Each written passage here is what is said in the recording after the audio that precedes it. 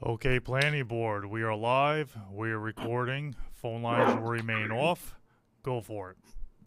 Very well. Thank you very much. Good evening and welcome all to the February 1st, 2023 meeting of the Town of East Hampton Planning Board. We have a number of matters on for site plan review tonight. But before we go, and they're all pretty substantive, so we'll be here for a while, I'm afraid. Before we do that, though, we are going to have, for the benefit of the public and the board, a presentation, I guess, is the word, by Dan Rizzo, our attorney, who is going to be speaking on secret issues, which are obviously coming up in the next few weeks, involving, in particular, the Wainscott Commercial Center, but of course other areas. And the idea here is that Dan's going to impart knowledge, if you will. So try and, this is for the board, let's restrain ourselves with questions, let him get through his presentation, because as I say, we have 4 matters on for work session that are going to consume a good deal of time. So with that, I'll turn it over to Dan. Hi, good evening. I'm thinking we'll go about 15 to 20 minutes on this. Right. Sam, is there available to you the PowerPoint? I can handle it, Dan. You just tell me. Okay. Slides. Thank you, Eric. You can skip the title. Sure.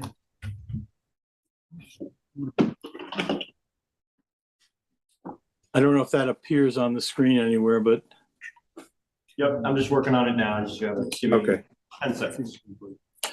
So let me explain what I'd like to do this evening, and this is as I talked with Sam a little earlier today. This is sort of the first of what will be a continuing effort by us all to make sure everybody's on the same page with respect to the seeker process and how we push ourselves through the consideration of public comments, the development of the final EIS, and ultimately to a decision point. But we can revisit these issues along the way. But it's the kind of thing that when you've done it, a few dozen times, it becomes second nature. But until you've done it a few times, it's sometimes hard to grasp. So we're going to start. Thank you, Eric. Security, right? Okay. The next page, Eric. Thanks. So we are now confronting the situation where the DEIS has been determined complete. So you've been through that. We've had a number of meetings on the subject over the last couple of years, and now we're at the stage where the public comment and one of the real hearts of the seeker process, which is involving the public and other agencies in the review of the DEIS. Next slide, Eric. So reiterating where we are, we accepted the DEIS as complete in December. Its completeness is a determination that as you may recall, that the DEIS that was submitted and revised, but in its final form now, comports with the final scope that you had issued some number of years ago.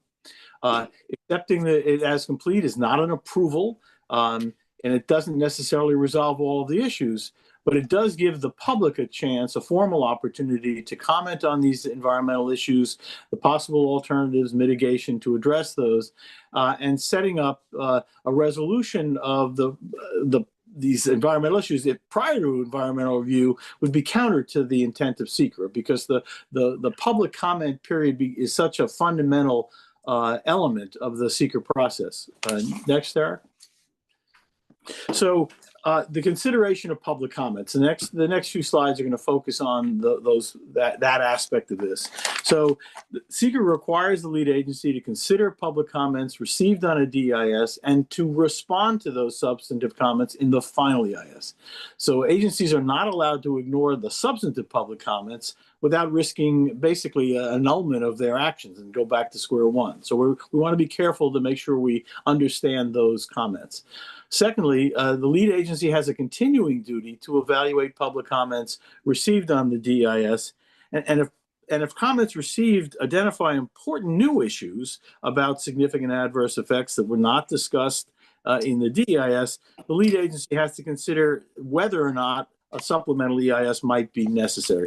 This is sort of a continuation of the fundamental principle of seeker that the lead agency has to take a, quote, hard look, unquote, at the issues, the potential environmental issues raised by a project. Next, Eric. So the lead agency has obviously an important role in sort of shepherdizing and oversight of the preparation of the DEIS. But in practical terms, you can never assure yourself that everything has been addressed to the extent you would like it to be addressed. But the seeker regs and the court decisions, urge lead agencies not to extend forever the review of a draft EIS to make it perfect, but to get it to the point where it adequately provides insight and information to the public, so the public can get into the formal process of reviewing the EIS. So many public comments on a draft EIS, you may use these public comments to ultimately reach decisions. So the public comments are very important. They're equally as important to what is contained in the draft.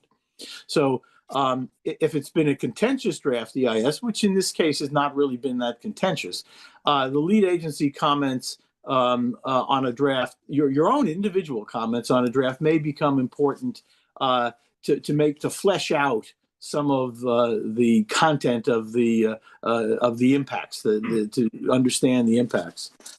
Next, Eric. So commenting on the draft is a valuable way for state, local agencies, including members of the board, to have direct input into the decision making down the road. It can help determine, input can help determine if impacts outside the agency's jurisdiction and expertise have been adequately addressed. So, for example, if you get comments in from DOT, or in this case, DOT or Suffolk County Health Department or whatever, those are important to make sure they get into the process, into the EIS, so that you understand any issues they may have. Agencies should, and this is more of a direction to other agencies, should focus their comments on the topics that are related to their functions or expertise, because it's important for that to be shared with the lead agency. And then a good practice for anyone making comments is to focus on the important issues, not the spelling or this isn't in the right place or whatever else. And oral comments that we're going to be receiving at the hearing the next, I guess, week plus, should be backed up with written comments. It's just a good practice covering the main points. Sometimes, individuals who speak get flustered. There's going to be a time limit. They may not complete all of their thoughts. And so the written comment is important for the record. You want everybody to have a full and fair opportunity to have submitted their thoughts for your benefit and your insight. And then we have all built in the mandatory minimum 10-day period after the close of the hearing for additional written comments. Next, Eric. So in terms of the questions that you yourself need to ask, and members of the public, are the studies and the sources of the information included in the DEIS adequate to support the conclusions that were reached in the draft? If there are deficiencies in the discussion of potential impacts or on alternatives or mitigation, the commenter should identify those and suggest additional studies or sources to augment something that they believe is deficient. It's not enough to just say it's too big or I don't want this here. That doesn't really help you as a board and as a lead agency.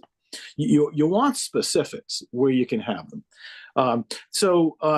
The giving careful attention to comparative assessments of alternatives presented in the draft, offering other reasonable alternatives, probing a little further about why something it can't be done, is all part of the normal public and agency comment process on an EIS.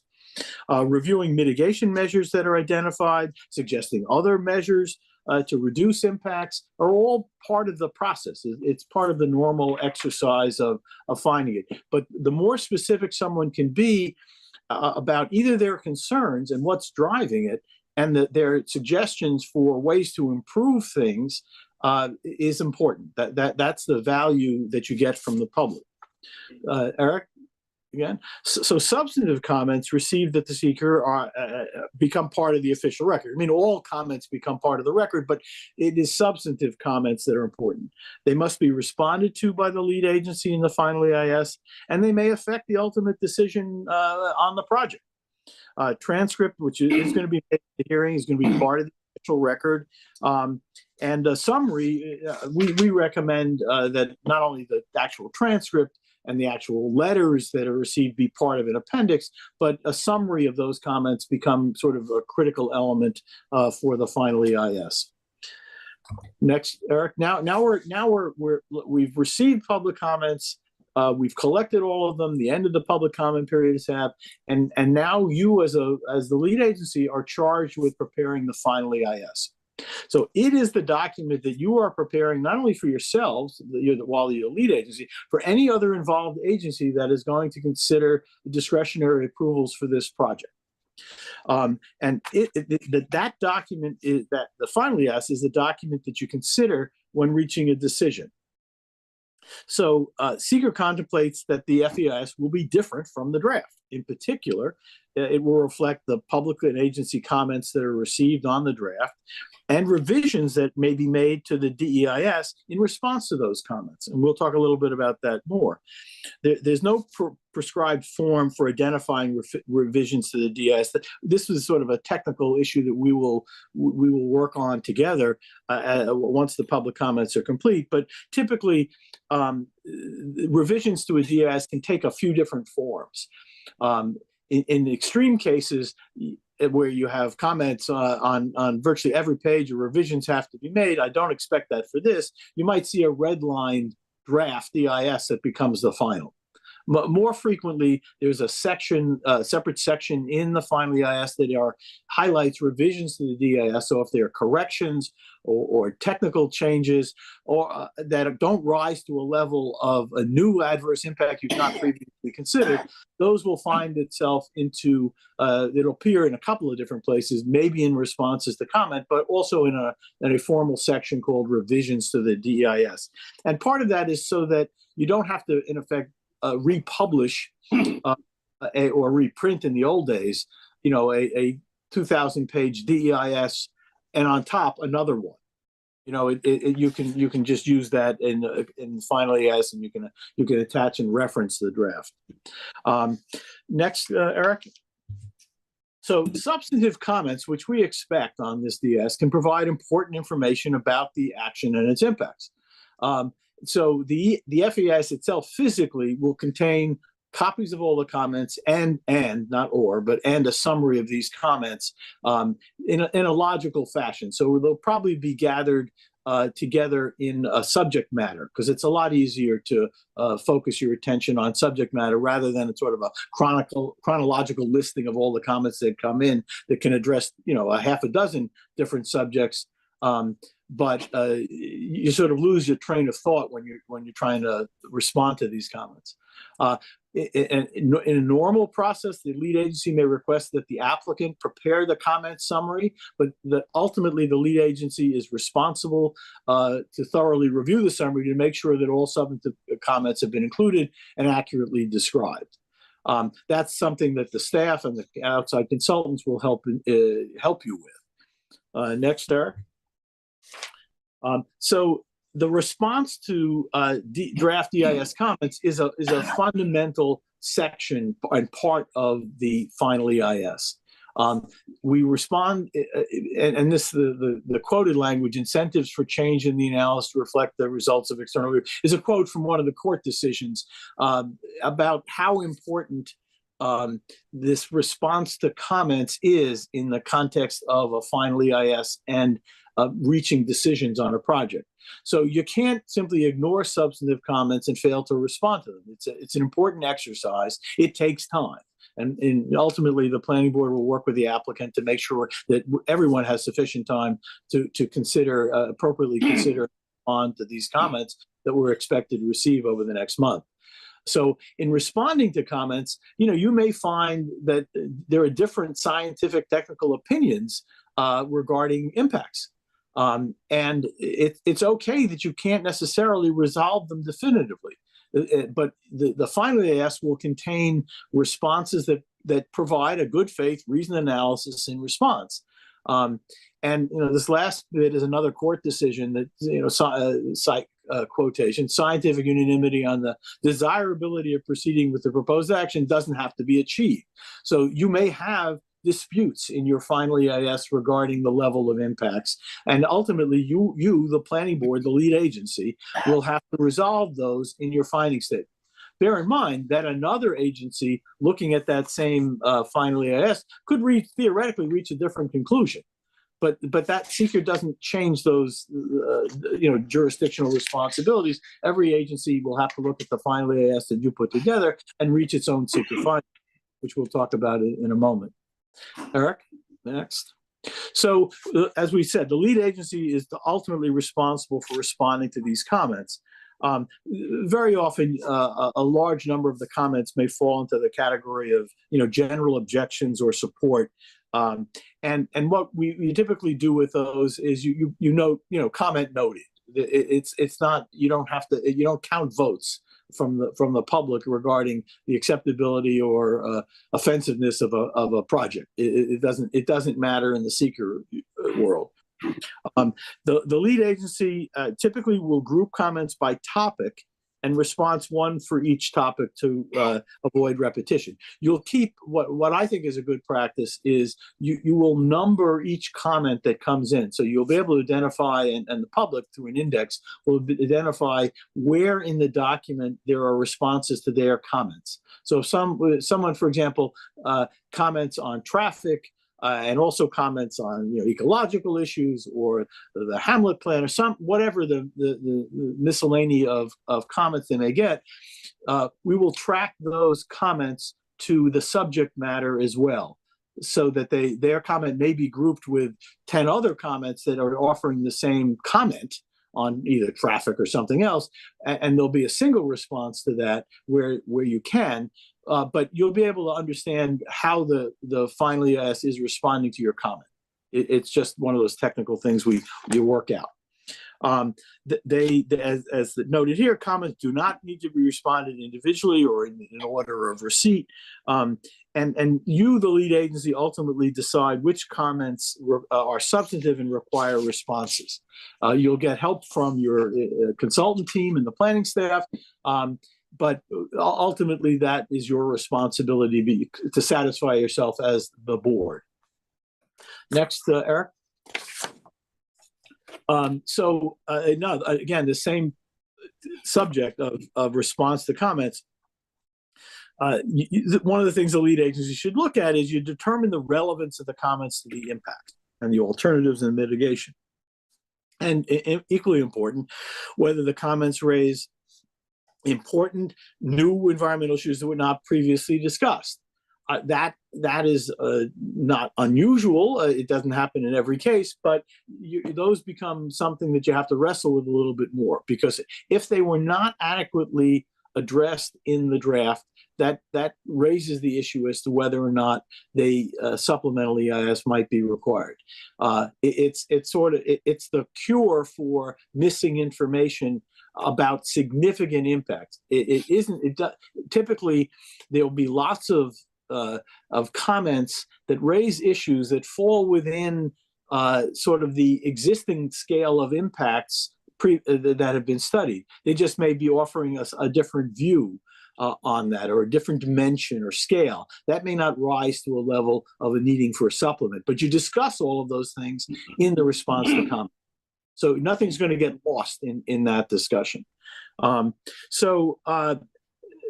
this last part of this paragraph is the lead agency can choose in its response to comments to explain why the expressed concern is not significant, why a topic is still not necessary. Remember, you scoped this EIS a few years ago. You made decisions about what should be studied and what didn't need to be studied.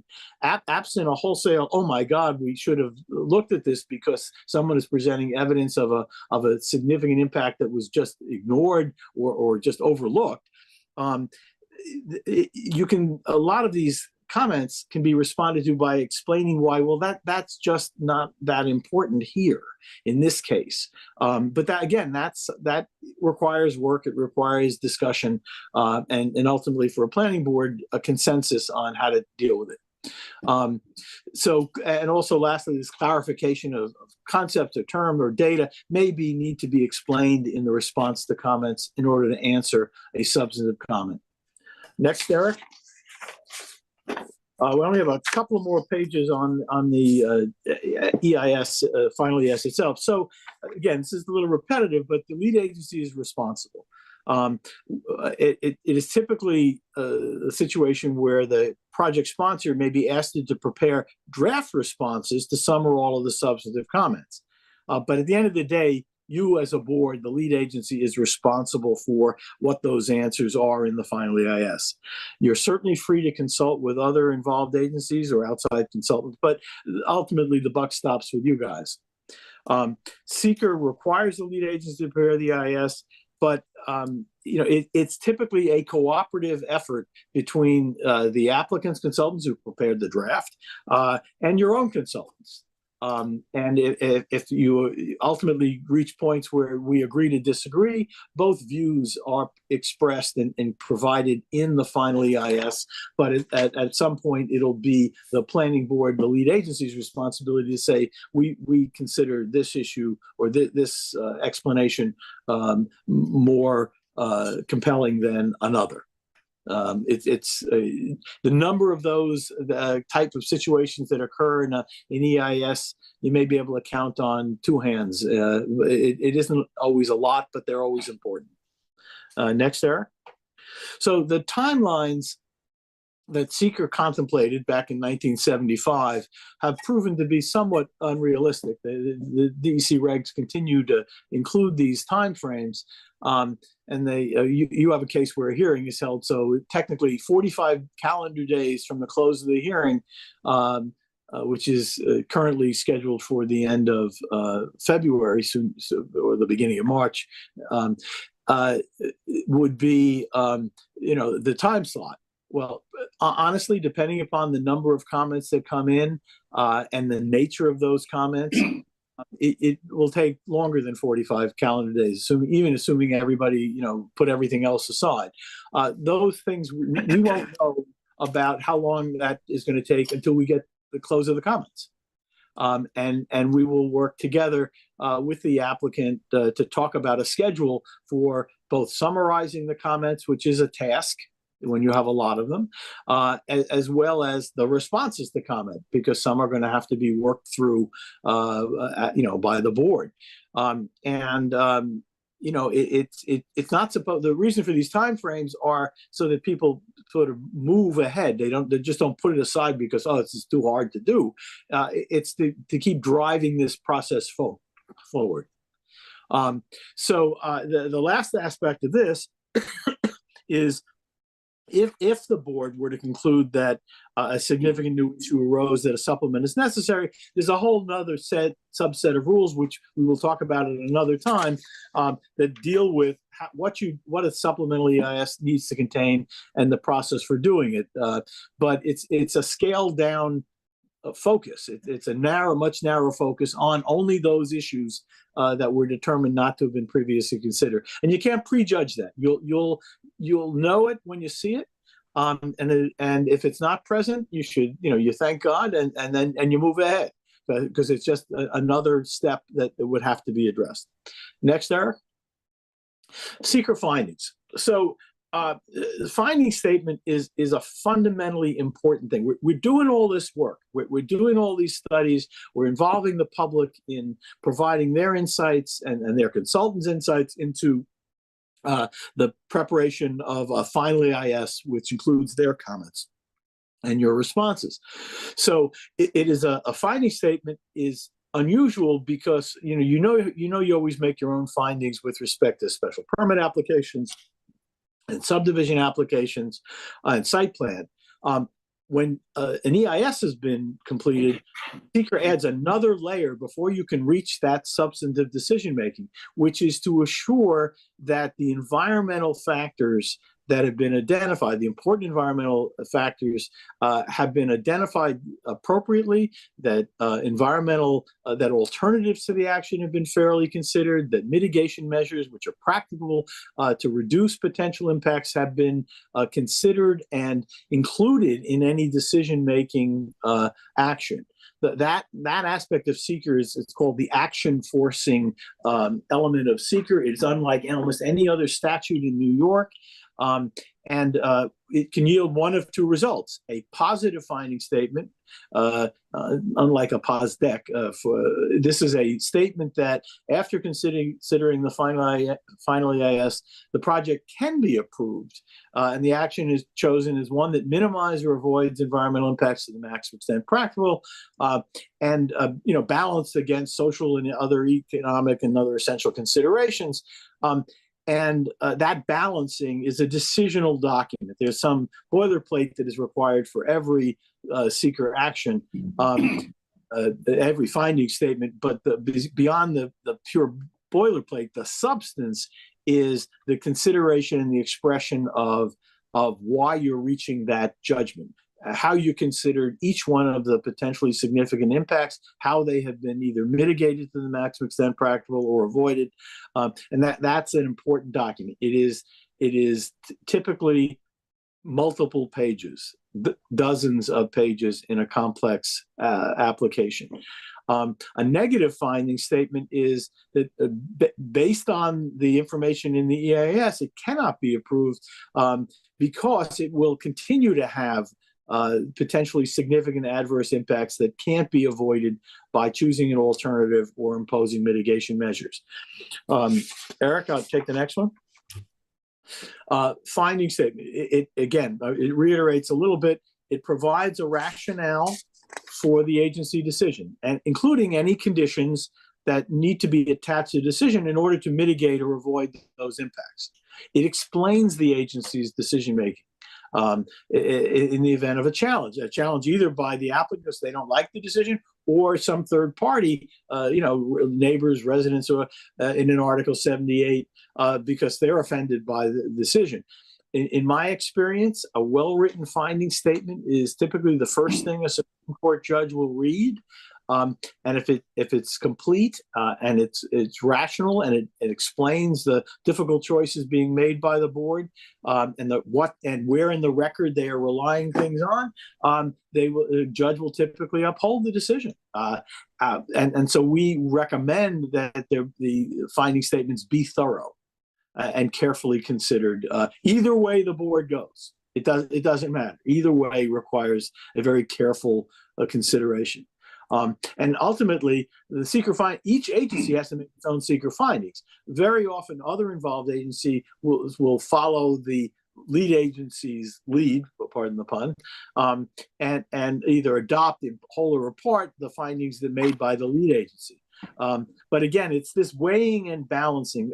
One important consideration you just be aware of it is SECRA was when it was passed in 75 in the legislative history, there was great concern by a number of state agencies in the commentary on the bill that only environmental factors were going to be considered, that other important social or economic things were going to be ignored.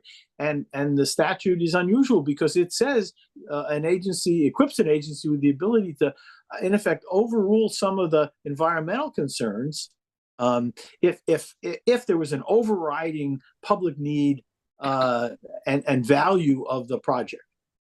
So, for example, just use this, it doesn't apply to this particular case, but if you had a housing need that was incredibly important, the fact that you might have to alter vegetated areas that may be used by wildlife or other things could theoretically overcome the need for housing, could overcome the need for preserving that particular vegetation.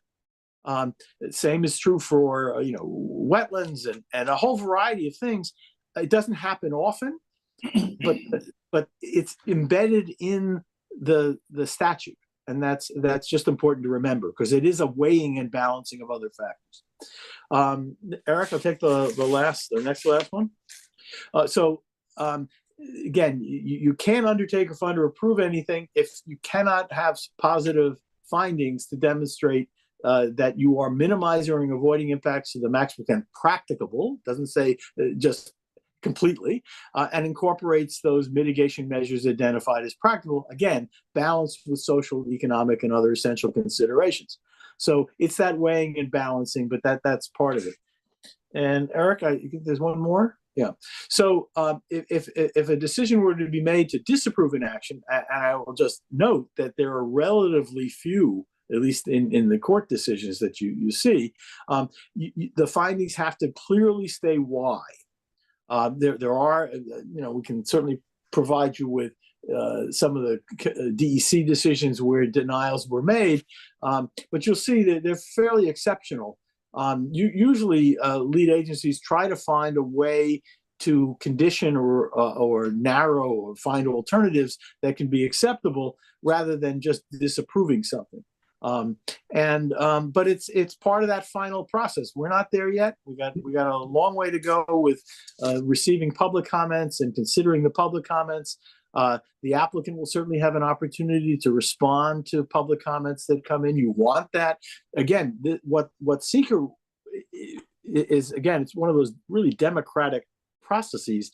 It hears from the public. It wants substantive involvement by the public, and in the review of the application. An applicant certainly has an opportunity to respond to those things. But at the end of the day, you, the lead agency, will decide how to resolve these issues. And if they are contentious, I would just tell you in advance, it's not easy, but it's your responsibility. So with that, I hope I didn't take too much time. I didn't even watching my clock, but Mr. Chairman, I'll leave it over to you. Thank you very much, Dan. I appreciate it. The board, I'm sure, appreciates it. The purpose of Dan's, this is the first of a number of times that we're going to be hearing from Dan over the next several weeks as we proceed through the consideration of the EIS. I wanted the board to have an understanding in advance of next week's public hearing as to what it is we should be listening for. And I wanted the public to have an understanding of what it is that SECRA, too heavyweight here, but expects of the public. So I hope that we've all gotten something out of that. I'm going to stick with Wayne Scott Commercial Center just for two more short items, then we'll move on to the work session. So Dan, if you can just stick around for a minute more while we get through these.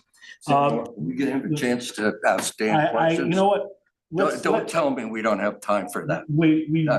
Don't tell me that. Man, I really don't. What's the rush? The rush is that we've got 4 matters on for public Yeah, hearing. but so what? What's more important than us understanding that? Look, what I don't want to do is I don't want to have a lengthy conversation about. Why not? Because for one thing, we have other matters. And No, for another, and I for really another. object to the curtailing of this discussion. The other point is, if you have questions, I'm not going to say don't ask questions. What I am going to say is I don't want a theoretical conversation about things. Okay, if there are specific questions about what Dan presented, that's fine. Okay, I don't have any problem with that. But we can't have. It's not useful. First of all, as a practical matter on tonight's agenda. But second of all, because we're going to have many opportunities between now and when we finally deal with the public comment to ask Dan questions and to air out these issues. Remember, and this is one of the things I did want to say, when we have the public hearing next week, as you know, having sat through public hearings, the board doesn't comment. The board doesn't respond. People, and the public finds this frustrating, I know, but the public can ask questions, but we can't answer them. All we can do is sit and listen.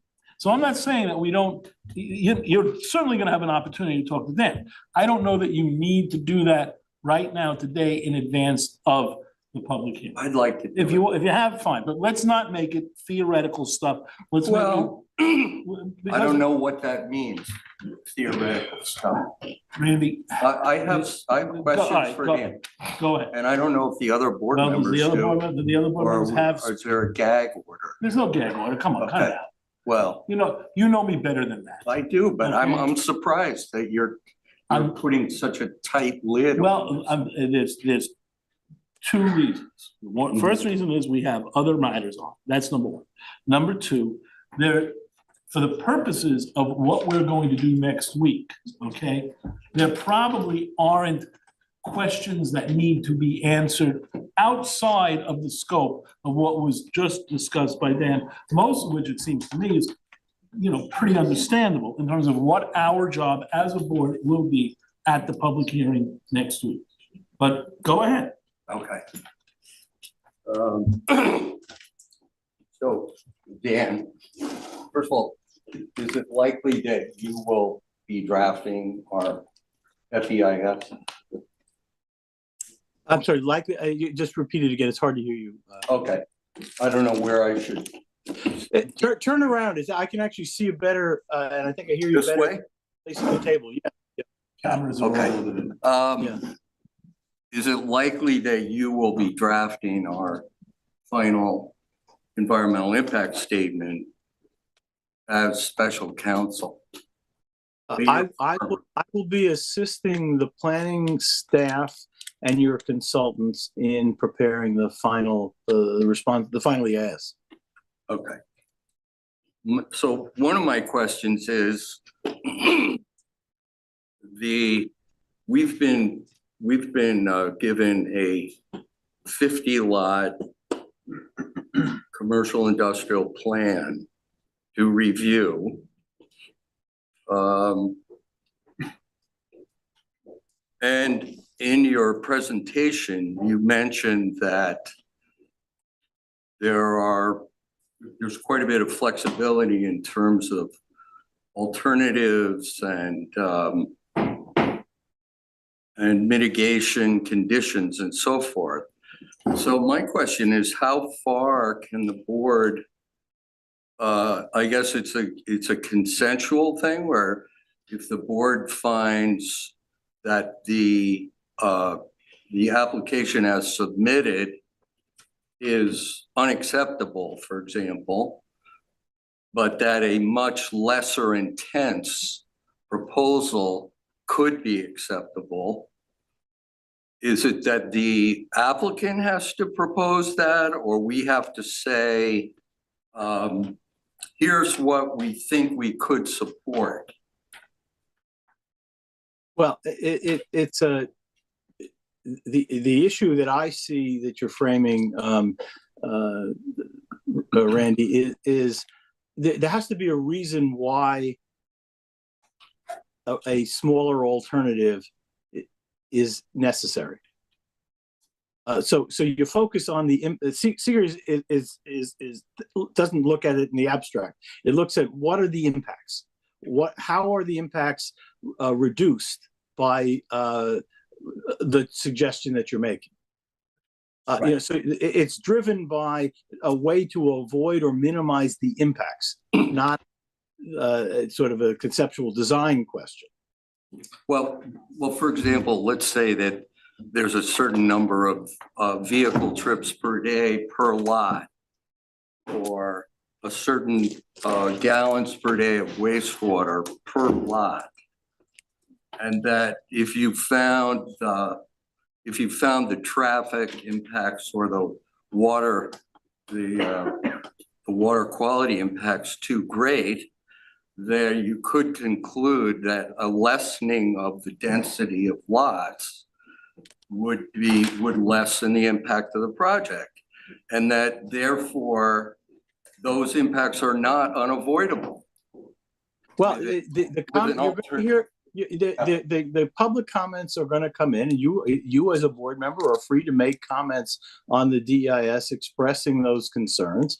And ultimately the board will respond to all of those questions in fashioning an approval. Approvals take many forms. Sometimes it's a conditioned approval saying, well, this is okay, but this isn't. This needs to be changed because, but it's all related to some adverse environmental impact that you're seeking to avoid. So, you can't, I don't want to speculate about what the board needs to consider down the road. You need to first hear from the public.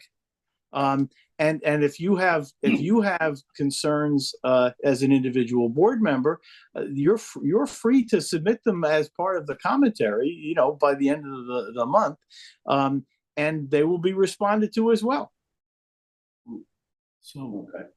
So we the consultant team, including your planning staff, will obviously need to look at all of those comments and see how they sort of piece together in terms of what alternative solution makes the most sense. Okay, Dan, so last question.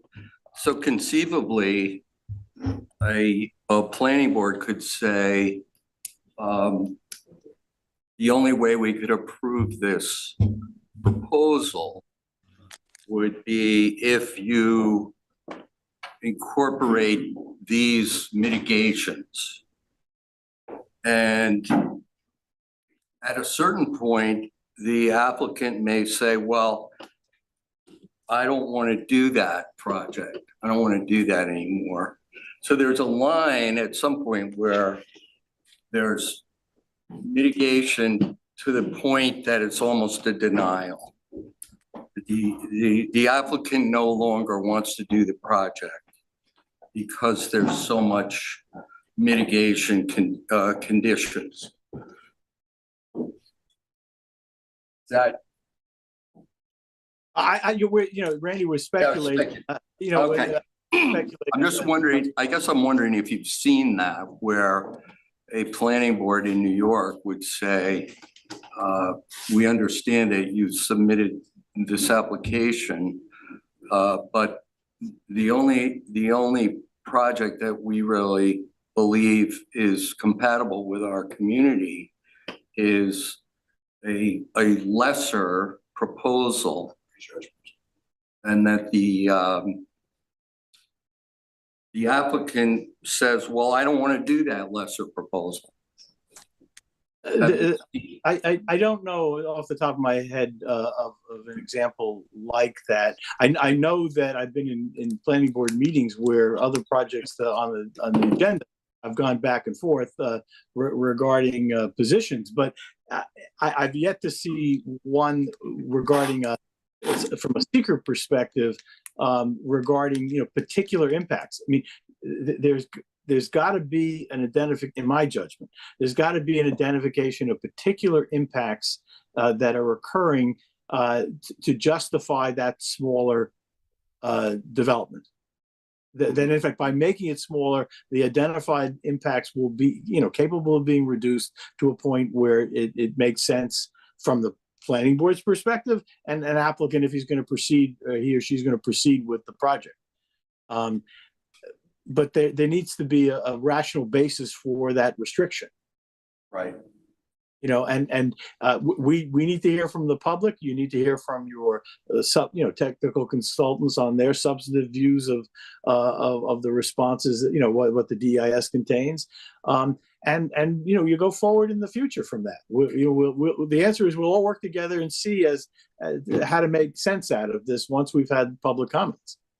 But it's premature to guess where public comments and technical information is going to be.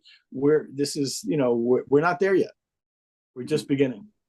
Yeah, I just want to explore what the board's options are. So thank you, Dan. Okay, we'll be getting to those. Right now, on February 1st, we have to get past February 8th. And that's what I wanted to make sure that the board was clear on. So, anybody else have any Can I- specific, just a quick question, specific really questions? quick. I just want to make sure that I'm understanding this correctly. The secret process is distinct from the ultimate decision that we need to make, which is to approve the project or deny the project. What I'm getting at is it possible to find the secret process, find a positive decision on secret, and then move on to make a decision which may be different than that in denying or approving the project? Well, the subdivision plat standards are ultimately need to be addressed for your underlying decision, right? That's those standards, and how you approach those, it can be different from the seeker issues. The seeker issues are an add-on. In effect, it's an overlay of, I don't know if I'm being clear enough, Lou, but I think they go hand in hand, because you can't get to the substantive decision regarding the subdivision plat, a preliminary plat approval, unless you have positive seeker findings to make. In positive sense that you can address the environmental considerations that the project is raising sufficiently. You can meet that. You can issue positive findings. Special permit. Yeah. That's a Maybe. that's a totally separate. Well, that's coming up on the Yes, 7th. before a different board. Yeah, but if they find that it is subject to a special permit, we'd also have to find that it meets the special permit criteria. Yes. If that were to be the case, that would be in those would be the subsequent decisions you would make after your seeker findings. That's the point. Got it? Okay, all right. Anybody else? Anybody else? No? Okay, all right. Two things, again, Dan, this is what I was about to go into. The two things. Number one is, I don't know if you saw, there was a resolution that was added to the agenda, and ordinarily Sharon would be reading it in. I'm just gonna read the last three whereases on this. Actually, the last two whereas. You'll recall that on January 11th, we adopted a schedule whereby February 28th, I believe, was going to be the last day for public comments. But, and this again is quoting the resolution, which I'm now going to present to the board.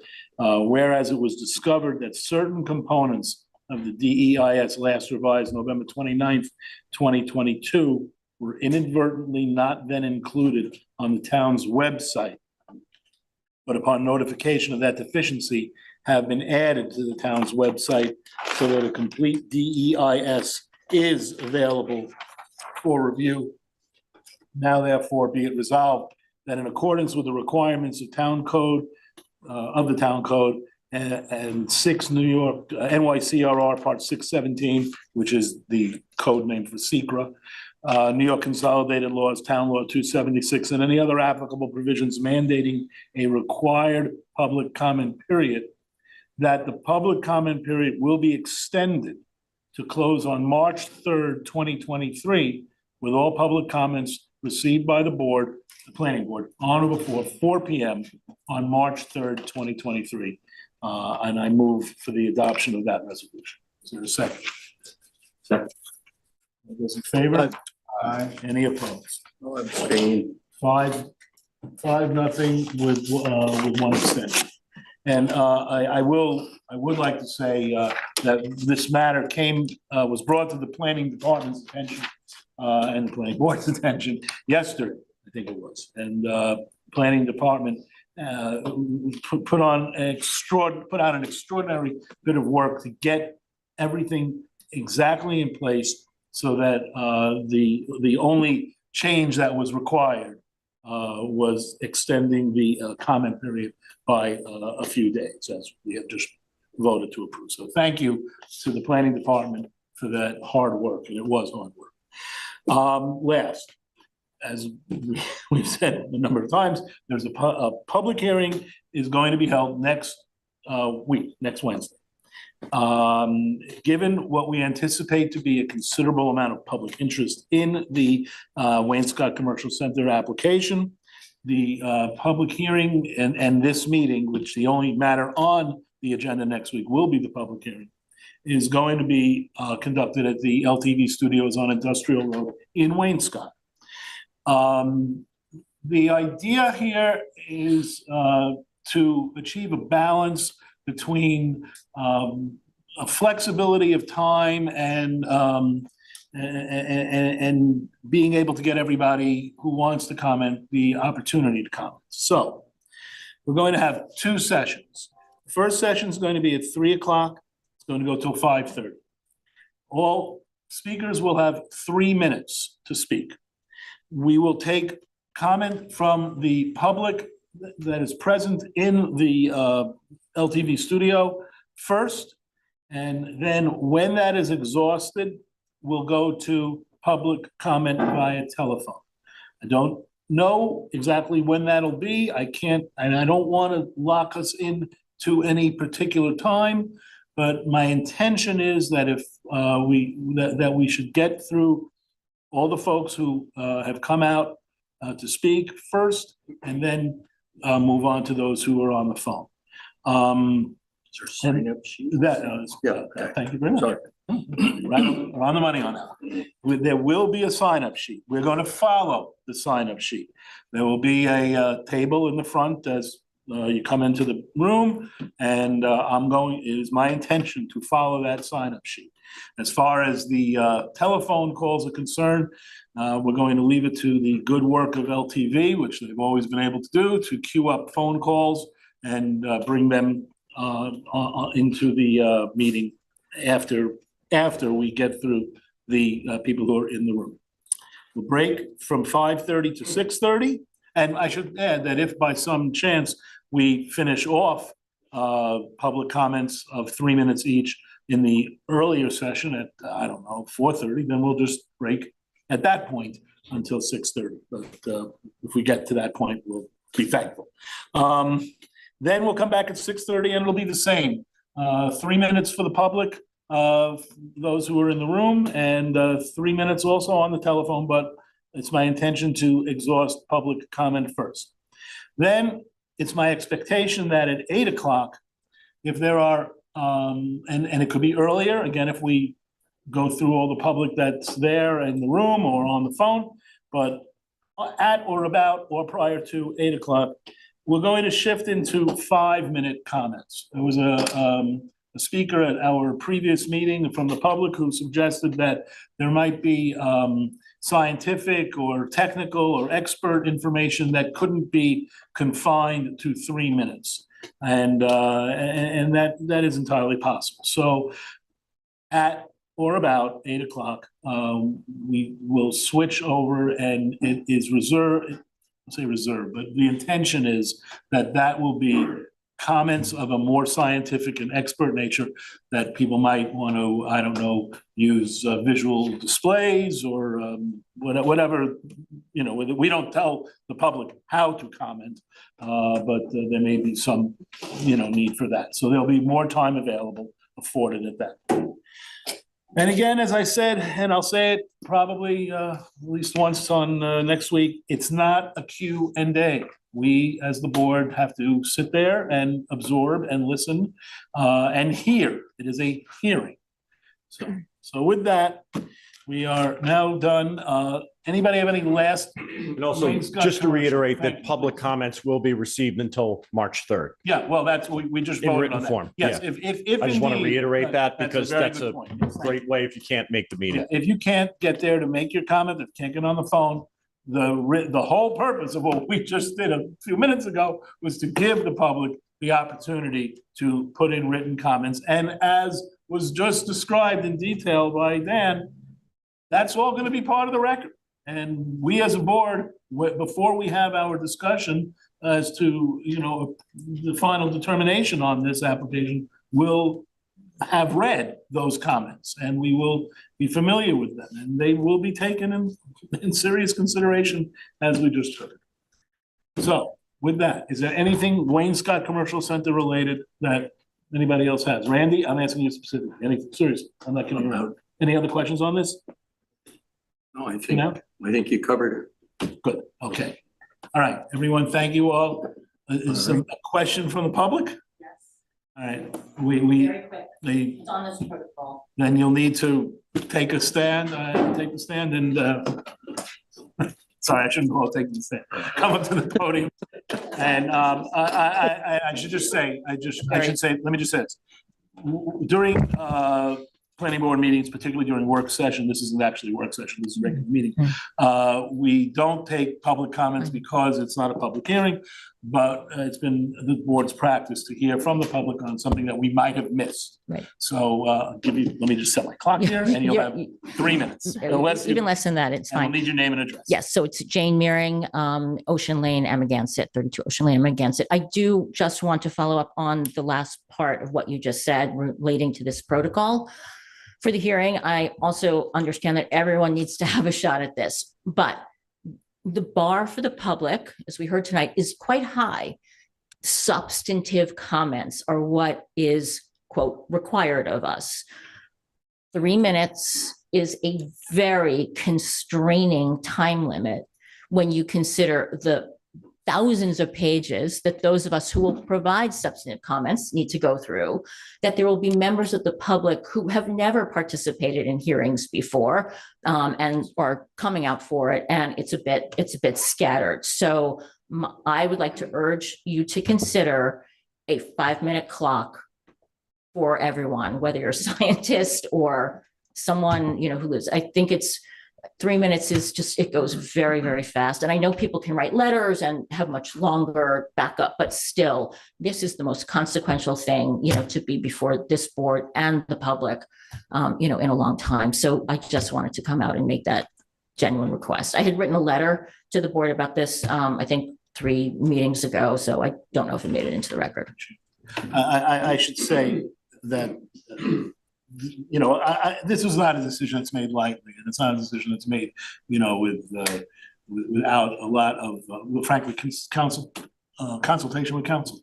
This is, the 3 minutes is, I've found in the past that most people in public hearings can confine their comments to 3 minutes. They're generally able to do that. And that's why if there's somebody who has something that's, you know, you don't have to be a scientist to go into the 5-minute period. Okay. I'm not saying that. I'm saying my expectation is that that's where it's going to come from. That was what the member of the public who suggested the 5 minutes was relying on. But look, if somebody wants to speak for 5 minutes and they want to wait until then, they're welcome to do that. But I found, and I think the board probably would agree with me on this, that most of the time, people don't go past their 3 minutes. Sometimes they get it just exactly on. So I understand that. And then one other thing, when you said that the people on the phone will wait through all the comments in the room, may I just, No, please. I mean, it's very, you know, hanging on that line for that long. And I believe when you're in the queue, you actually don't know what number you are. And I worry that some people will just, you know, drop off, perhaps an alternating of people in the room, people on the lines. I've seen this done many times at, you know, other board meetings and public hearings. So Well, it's just one thing. Other thing. Understood. We're gonna have 2 sessions. So to the extent that there's alternating, that would be there. But I also have to give consideration to, you know, people who come out and are going to be sitting in the room as opposed to people who are sitting at home. And, you know, it's, again, the decision had to be made, and I think that this is a fair way to do it, especially since we're going to have 2 sessions. But Mr. Chairman, respectfully, this is February and a lot of people are away and they will make time to call in. And I don't think one would want to suggest that you're more, that you're working harder if you're in the room. Well, versus if no, you're it's not a So matter I of won't working worry. harder in the room. I don't think you need to be on the phone from the start of the meeting either. So if somebody now knows that phone calls will be the second portion, they can wait to call and maybe watch on TV. Mhm. And it's not like if you're not at there at 3 that you're going to be cut off. Okay. Thank you. I appreciate your recognizing. Thank me. you for your comment. See you next week. I guess you'll be there. Or on the phone. Very good. All right, so, anything else for, before we say to Dan, thank you very much for helping out? And so happy See you to, again. and as we've said, we will have more of these sessions. Randy, to one of your earlier points, I guess, as we get, after comments are in, and we organize the focus by topic area, I'll probably suggest that we focus our subsequent meetings on specific topics rather than jumping all around in terms of responding, and that way we can efficiently use our consultants, et cetera. But we want to just this is the beginning as opposed to, sort of the end of what we need to do together. So that's all. Thanks, Dan. Thank you, Dan. Thanks, Dan. All right. Thank you all. Thanks, Sam. Thank you. All right. Good night. All right, it is now 7:30. We have 4 matters on. In the order that they appear on the agenda here. First matter is the Walsh modification.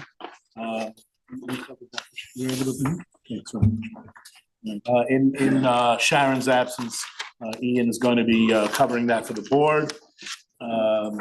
Tina is going to take care of that for the planning department. It's the applicant here on, it's yours, thank you very much. Okay, go right ahead. Thank you. This is an application to seek a modification to the approved Walsh subdivision, and the modification is specific to the location of the driveway. The original subdivision was approved in April 1977 and then amended in June 1977. The original approval required a common driveway for the 3 lots involved in the subdivision. The amended approval allowed a specific driveway for the lot we're talking about this evening, which is 2 Duke Drive, because it was existing from Springy Banks Road. The application is requesting to modify the driveway to a new location, taking access from Duke Drive, which I'm going to refer to as the built driveway. And you can see that here on the project survey submitted. The new driveway is already built, which I'll show you some aerials and photos. The new location, the built driveway, wasn't approved in any previous planning board reviews. It's established policy that in order to review a prior subdivision approval, the planning board must determine that there's been a change in circumstance that warrants looking at the approval again. If the planning board determines that the change in circumstances is existing, then the board must review the modification and determine whether it's consistent with the town subdivision regulations. The applicant did not submit conditions articulating specific changes in circumstances, and they should do that in their next submission to the board. So what I'm going to do now is just go through some information on existing conditions. So what you see here is just some aerial photography. You can see 2016, the approved driveway. This is the approved location of the driveway on the June 77 amended approval. Appears to be functioning. In 2018, the aerial imagery shows that the home is being reconstructed and there appears to be like a temporary construction entrance from Duke Drive, but the approved driveway still seems to be existing and maybe in use. From 2020, the approved driveway just seems to be at least a little bit revegetated, and the Duke Drive access is fully operational.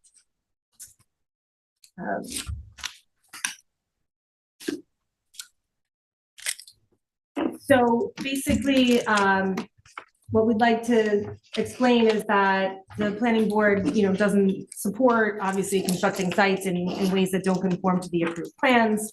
However, in this case, the applicant has reported that the built driveway constructed prior to the current owner's involvement with the property, and the CO for the property does have this driveway shown as existing. So that certainly would lead one to believe that it was okay with the town as it's shown on the approved survey included in the CO. The original approval had required access on Duke Drive through the common driveway, as is customary with subdivisions, but the planning board had said because there was an existing driveway from Duke Drive, it was allowed to remain and improved that instead. At this point in time, the approved driveway is no longer existing. It's been, and I'm going to show you some site photos. It is at least partially revegetated and closed off from the use. Let me just scroll to the photos. Here's the existing driveway that's built, and here's the approved driveway. There's kind of like some timbers here, and it's got some leaf litter. The other thing that the planning department had noted and the planning board originally looked at when they approved this driveway was that it was near a curve on Springy Banks. This photo here is taken from the driveway access, the approved driveway access, and you can see there is a curve that does limit the sight distance when you're looking to the south. So the planning department recommends that the applicant should submit data to substantiate that there's been a change in circumstances that warrants the planning board's reconsideration of that matter. Should that be established, the planning department, pardon me, does not see major concerns in allowing the built driveway to remain from Duke Drive. From a planning perspective, it is in a better location. It's a lower traffic roadway, it's just on a straight road, and there's no sight distance issues. So considering the above, if a change of circumstances is established and the planning board agrees the new location is superior, we would also recommend that the applicant should formally vacate the rights to the approved driveway and potentially revegetate it so the appearance is consistent with the remaining scenic easement. I should have noted there is, and you saw on the survey, there's a scenic easement existing on this property's frontage with Duke Drive and with Springy Banks, and both driveways go through it. And that's concludes my comments. Can I ask a question? Yeah. Tina, where is the 1977 shared driveway and the other two lots that are part of the subdivision? I just want to be clear about that. It's over here. You see this? Right. So the other two lots do use it. And where are those two? The two lots are two. They're here and down here. Okay, that's what I thought. All right, thanks. I have a quick question too. What is the condition of the 15-foot wide driveway on the north part? Is that overgrown Over here? Yeah. Yeah, I mean, looking at the property from the road, it looked very well vegetated. So I didn't go on the private property, just 'cause I didn't want to poke around too much, even though I suppose I could have, but the scenic easement looks very well established from the road. Thank you. Could you actually bring up the photo, the overhead? If you have it? The And, photos, oh, you have three actually, right? yes. Okay. So this is the That's driveway. that's what, we'll scroll back to that one, because that shows, that's what it looks like right now today. Yes, And then and scroll. this is the approved driveway location. That's right. Also, what it looks like today. Yes. And if you want, I can show you just the aerial imagery from the GIS. And you can see, you know, from that point of view, it should come up in a second. Yeah, so, you know, the scenic easement is pretty well vegetated from what you can see here. I can't zoom in that much more, but. Do you know if the scenic easement provides for a driveway? Does it specify where the driveway? It does. Yeah. Yeah. Show us The where- one on Springy Bay. Show us where yes. it would be, you can run the cursor over where the driveway I mean, was intended to. it comes in essentially diagonally, across the face of the property. From this is again the common driveway for the other two lots. Sorry, I don't know when that happened. But basically it runs diagonally. You could see it on the survey. It was marked with that red hashing. I'm gonna put that back on. But yeah, that is another thing, again, so that's essentially where the driveway is. And what happened was, as Tina mentioned, the original approval in 77, shortly thereafter, they modified it to allow the existing driveway. So that scenic easement has wording and meets and bounds that are specific to the old diagonal driveway across that goes to Springy Banks. So again, first order of business is to determine if there's a change of circumstances. Second, to decide if you agree with the modification. And then third would be figuring out how to remedy, the scenic easement and amend it so that the new driveway could be the only driveway. So as it was planned, you had that driveway that went across down to Springy Banks, and then what, 20 feet on Duke Drive?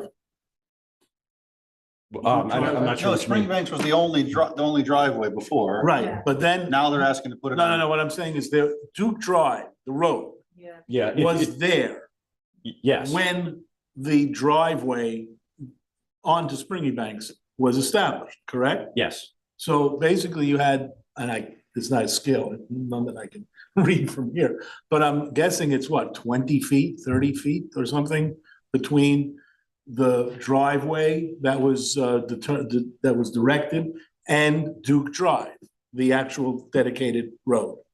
Yeah, I'm not sure exactly what you're asking, but basically the red hashing does kind of indicate, there was an outlet on Springy Banks. It came, outside of the easement, kind of in front of the property. Again, this residence is a new residence. At the time of the 77 subdivision, there was another residence that was differently configured. So it ran kind of across the front of the property, then back through the easement, and then actually back up through one of the other lots of the subdivision and connected with Duke Drive. Yeah, to this actual. Further, what would that be, Where the north? cursor is. This Yeah, is the- northeast. Yeah. So there were two entrances and exits to this property. Is that what that is telling me? There's one on Duke and there's one on Spring Why Bank. why don't we just get to the let's- applicant and go on? I just wanted to get a sense of it. Go ahead. Yeah. There's gonna be a full discussion. Yeah, yes. Good evening, I'm Tara Burke from Lighthouse Land Planning here on behalf of the owners of 2 Duke Drive. So, I mean, I had prepared something I was going to say, but if you just want to jump into your questions, whatever It's works your for time. you. Go ahead. Okay, so the subject property is identified as Lot 3 on the 1977 Walsh subwaiver approval. As part of that approval, all 3 lots were required to take access from Duke Drive via common driveway access. So that's that red one on the upper right there, right? Not off Springy Banks because there was a concern at the time over the dangerous curve with limited sight distance. However, that subdivision approval was modified 3 months later, June 1st, 1977, to allow the northwesterly parcel, the subject one, to use the access off of Springy Banks Road since it was in existence. It's interesting that in April, they said everyone has to use this Duke driveway, common driveway because of this dangerous curve. And then 3 months later, all of a sudden you're allowed to use this existing access, and it's minutes. There's no subdivision file. Really, it's very limited. So it's hard to say what the dialogue was. But the other 2 parcels, when it was modified, were required to use that common driveway that we just discussed right there. Yeah, exactly. And the ability for this parcel to use that common driveway was never solidified. So that access easement and the covenants and restrictions only allow that common driveway to be used by lots 1 and 2. So lot 3 is required to use the subject lot, the Springy Banks Road access. Now, my client, when he purchased the property in 2021, the existing built driveway on Duke Drive, which is rather well established, was there. And it was also on the 2019 certificate of occupancy. So he had absolutely no idea that this was, even a violation of any sort until we went for a building permit for an accessory structure, which is now on the property. And the building department gave us the building permit subject to us rectifying the driveway situation before we can close out the building permit. And as the planner noted in their memo, that curve still exists on Springy Banks Road. That is all grown in. The picture you saw is from the road. And when you're actually standing inside the property, you can't even tell where that access to Springy Banks is. Same with, you can maybe a teeny bit tell where the other one is, but you really have to look. That went to the common driveway. So now we're in a situation where the scenic easement is completely grown in those 2 areas. There's an access directly to Duke Drive that uses significantly less land area. And the one on Springy Banks, which is our legal access, has a dangerous curve. In 1977, it was a dangerous curve. If you look at the aerials from 1977 compared to now, there's significantly more development in the area. So that dangerous curve has only gotten more dangerous statistically. So, that's a huge change in circumstance. My client is very concerned about safety of having to revert to this location on Springy Banks. It just makes no sense from a practicality standpoint. So, what we want to do is just keep the existing drive in order to remove that, we then have to revegetate and clear more of the scenic easement, which is completely contrary to the intent of a scenic easement. So that's kind of where things stand now. And then just as Tina had noted in her memo, we're more than happy to revegetate the portion of the driveway on Springy Banks that she had noted where there's the timbers in front of it. We're more than happy to relinquish the rights to use either one of those. We just kind of want to keep it how it is and how it was on the 2019 CO. And it seems to be more in the interest of good planning and safer. The latter, 2019. Yeah, right. Very much. Yeah, so I hope that clears up some of your questions, at least. Great, yeah, I mean, I think that, first of all, I think the driveway where it currently is clearly better. For all the reasons that the planner and applicant have said here. Obviously, that's not all that we're looking at. We don't want to encourage people to do something different and then come back for approval later on, but I think here there's a very clear change of circumstance, which is somebody applied for a building permit and got a CO of a driveway in the wrong place, but I think once the town does that, the property changes hands. It's really hard to fault the current owner there. And since I view that as a change of circumstance, I view this as a net gain or benefit to the town. I think it's a no-brainer to approve this. I do think it'd be very important to take out the language that allows for that other driveway, the red area. Obviously, I think even though it's overgrown, I think revegetation is going to be involved to make sure it's properly revegetated. And yeah, I think it's a unique situation with a change of circumstance, and I think an outcome that would benefit everybody. Anybody else? I just want to emphasize Ian's no-brainer. Yeah, I like that. I just want to You know. probably can't say that, actually. No, we can make it a new category of approval. So, what, or anyone, what constitutes Change of circumstance? revegetation? You gotta put trees in there?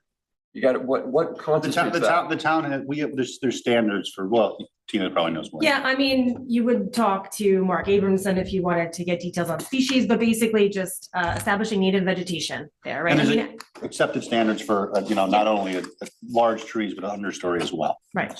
And they'll have to work with the planning department to make sure that whatever vegetation they choose will be Not rose up to bushes. snuff, yeah, right. I bring it up because I live on a property where we had a driveway all ready to go, and then the town, this is in 1980, the town said, no, you can't have the driveway there, so we had to cut it somewhere else. But in that section that we cut all the trees down, there are no trees, there's no we put a rhododendron in the middle of it. But you can still see the driveway, and you can still see the driveway in that picture. I wonder what Well, I think because it's a scenic easement, right, we would want native vegetation. My client is incredibly cooperative, so he would be more than happy to work with the planning department on acceptable plant species, natural resources. We could approve the re-veg plan. Yeah, but but the answer to your basic question, there are standards the planning department, natural resources uses that doesn't allow for somebody to, Put a rhododendron. And I think. Don't come to my house. I was about to say, you just. Want to put that on the record. Yeah. Well, it sounds like there's a few conditions. What? One is that the corrected scenic easement get recorded.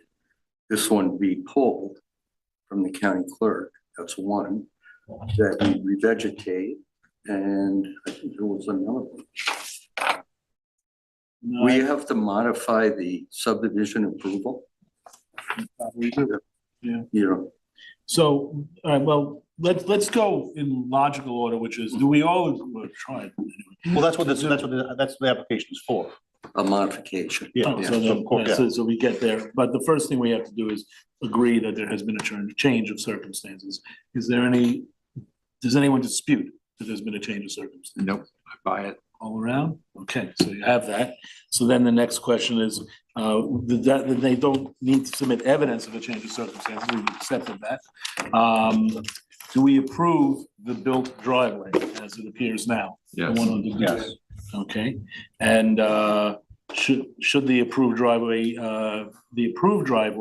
meaning the old one, be revegetated to remove its visual footprint from the frontage on Springy Banks and access it and the access to it formally abandoned, which I guess is.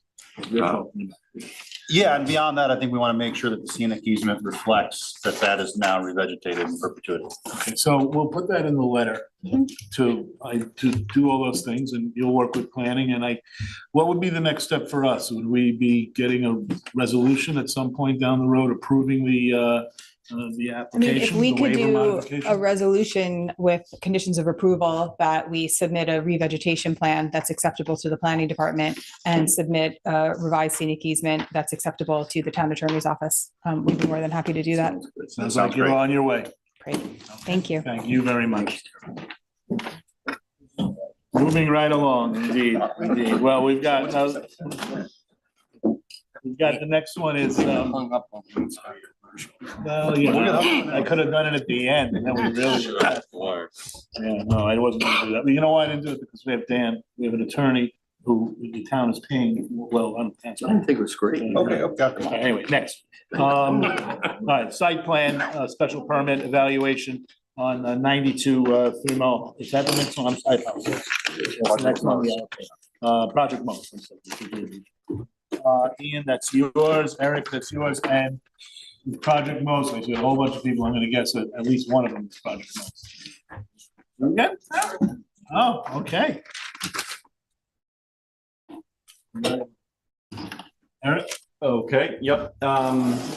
Just give me a moment here while I need to remote connect to my computer just to show the visuals. But as I'm doing that, I will get started here.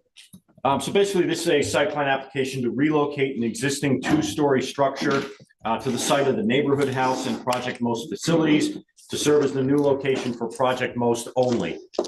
The Project Most provides after-school, summer, and community programs, classifying it as a semi-public facility. The building is proposed to have a gross floor area of 7,623 square feet. The first floor is proposed to contain classrooms, meeting spaces, and a commercial kitchen. An 800 square foot caretaker's apartment is proposed on the second floor, with the remaining area of the second floor being for classrooms. Also proposed is a 4,418 square foot basement for storage, mechanical space, and a multi-purpose space for athletics and dance. The subject parcel is roughly 2.4 acres in size. It is zoned A residence and is 100% cleared. Although it does have mature oaks throughout the property, primarily to the front and rear. It is entirely surrounded by residential property. And what you saw up on the screen there was the partial site plan. But I do want to show you on the aerial just where this property is located. So you can see a pretty far extent right now. That is the lot north of the intersection of Springs Fireplace Road and 3 Mile Harbor Road. South of what you can see is the sand pit, most notably off Springs Fireplace Road in the northern portion of what you see there. But then I will zoom in on the subject parcel so you can see the existing conditions.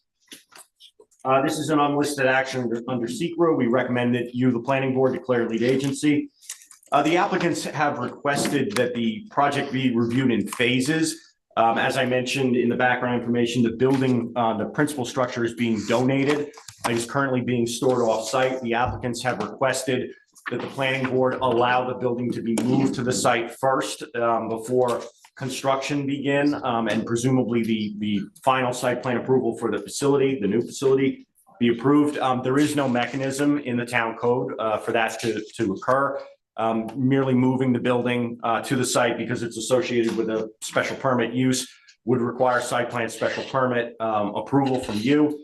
So that does not seem feasible. The planning department will be happy to work with the applicants, though, to find a suitable location where the building can be stored in the interim while this process is occurring.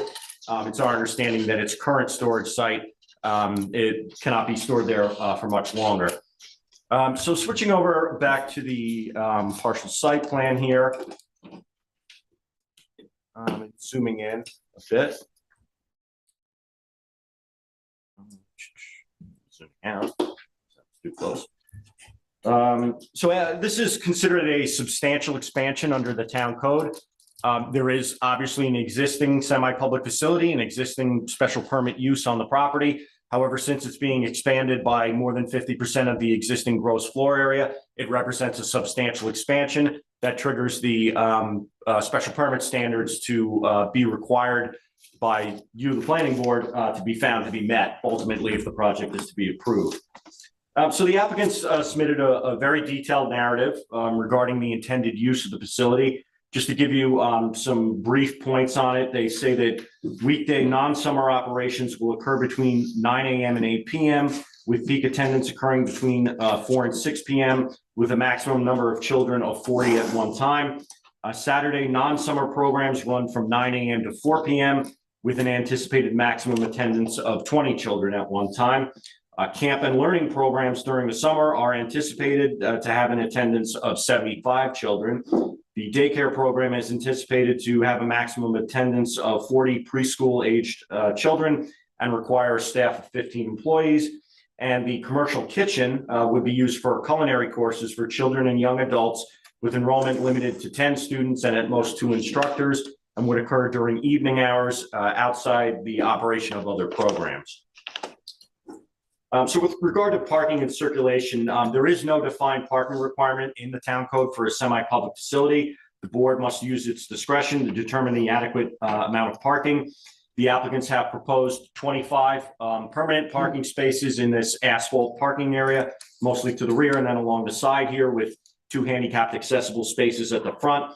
They're also proposing 18 grass overflow parking spaces to the rear of the property. However, based on what they submitted in the narrative, it seems that the majority of students would be dropped off in front of the building. And you can see this configuration here with a new curb cut on this county road, 3 Mile Harbor Road. There would be a one-way entrance only. There would be a bus drop, a drop off. Bus could use it, but they anticipated mostly to be passenger cars, parents dropping off children for the programs. And then a one-way exit with a left and right-hand turn lane where the existing curb cut is adjacent to Neighborhood Road. So basically, as I mentioned, this would require a new curb cut. 3 Mile Harbor Road is a county road, so the Suffolk County Department of Public Works would need to approve that.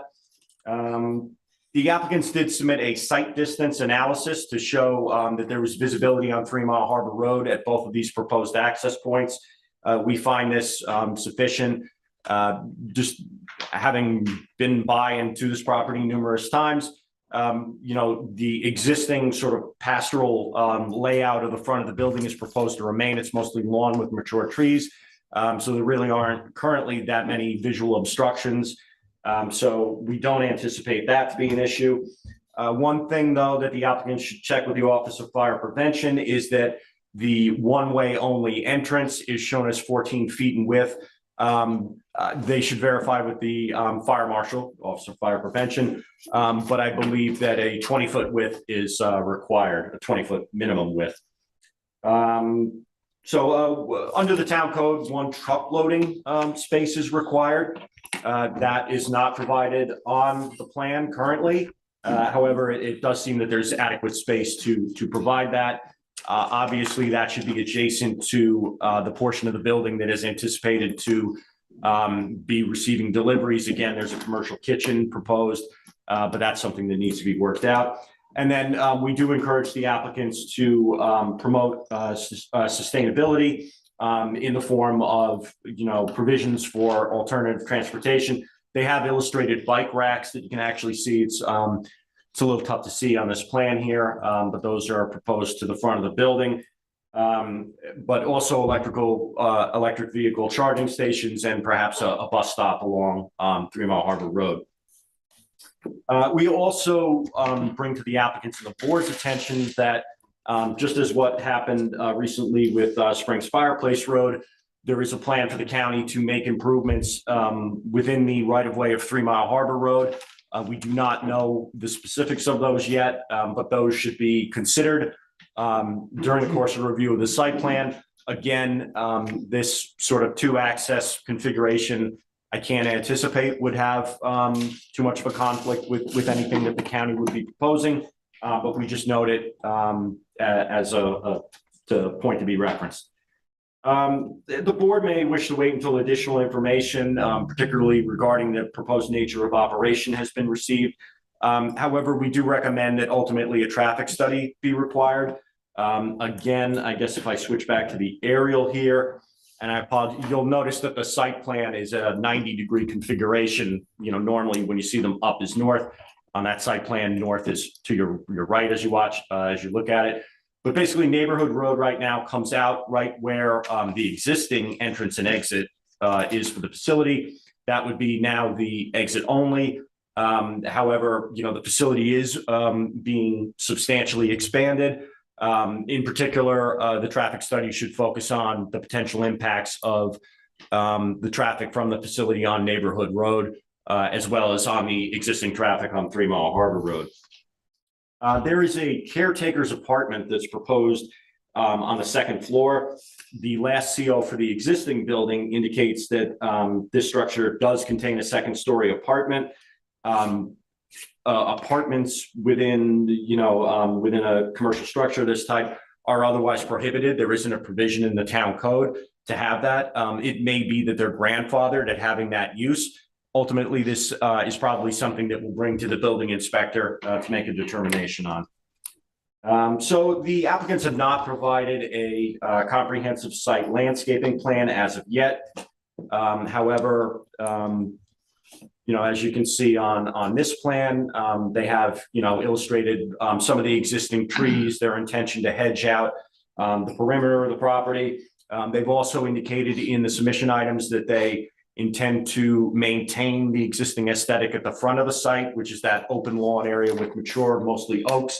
The only things we would recommend, obviously you'll need a comprehensive landscaping plan.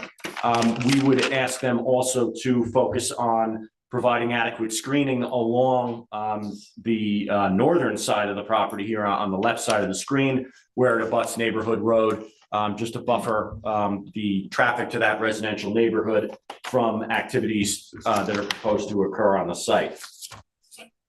So I guess I'll just quickly scroll down a little bit here just to show you some of the building elevation plans. Again, this is an existing structure that's being donated to Project Most and moved to the site. However, it is a large building. It will significantly change the aesthetic of the site. It will be very visible from 3 Mile Harbor Road. This project, like most of your site plan applications, will require separate approval of the Architectural Review Board. We recommend to the applicants that they contact the ARB as soon as possible, submit that application, and at least get an initial review for their preliminary comments. Other than that, obviously a comprehensive site lighting plan will be required. The applicants indicated in their submission items that they intended to hold off on crafting a lighting plan and a landscaping plan until the general layout has, somewhat been agreed upon by the planning board. So you do not have that information yet, but you ultimately will. This is probably a little easier to reference. This is with north up. So basically, in conclusion, the application is incomplete, pending the resolution of those issues and the submission of required items. But again, this is the planning board's initial review of this application. It actually was submitted a time earlier with a completely different configuration. The applicants did meet with the planning department. We gave them some recommendations that led to this plan and this general layout, I should say. So this is what they've submitted to you for initial review. So I think the most constructive thing to do would be to look at this general layout, configuration of the parking, have a discussion about the nature of the operation, the intensity of use that's proposed, and then direct the applicants accordingly to let them know what to submit for the next review. Great. Thanks very much. Applicant?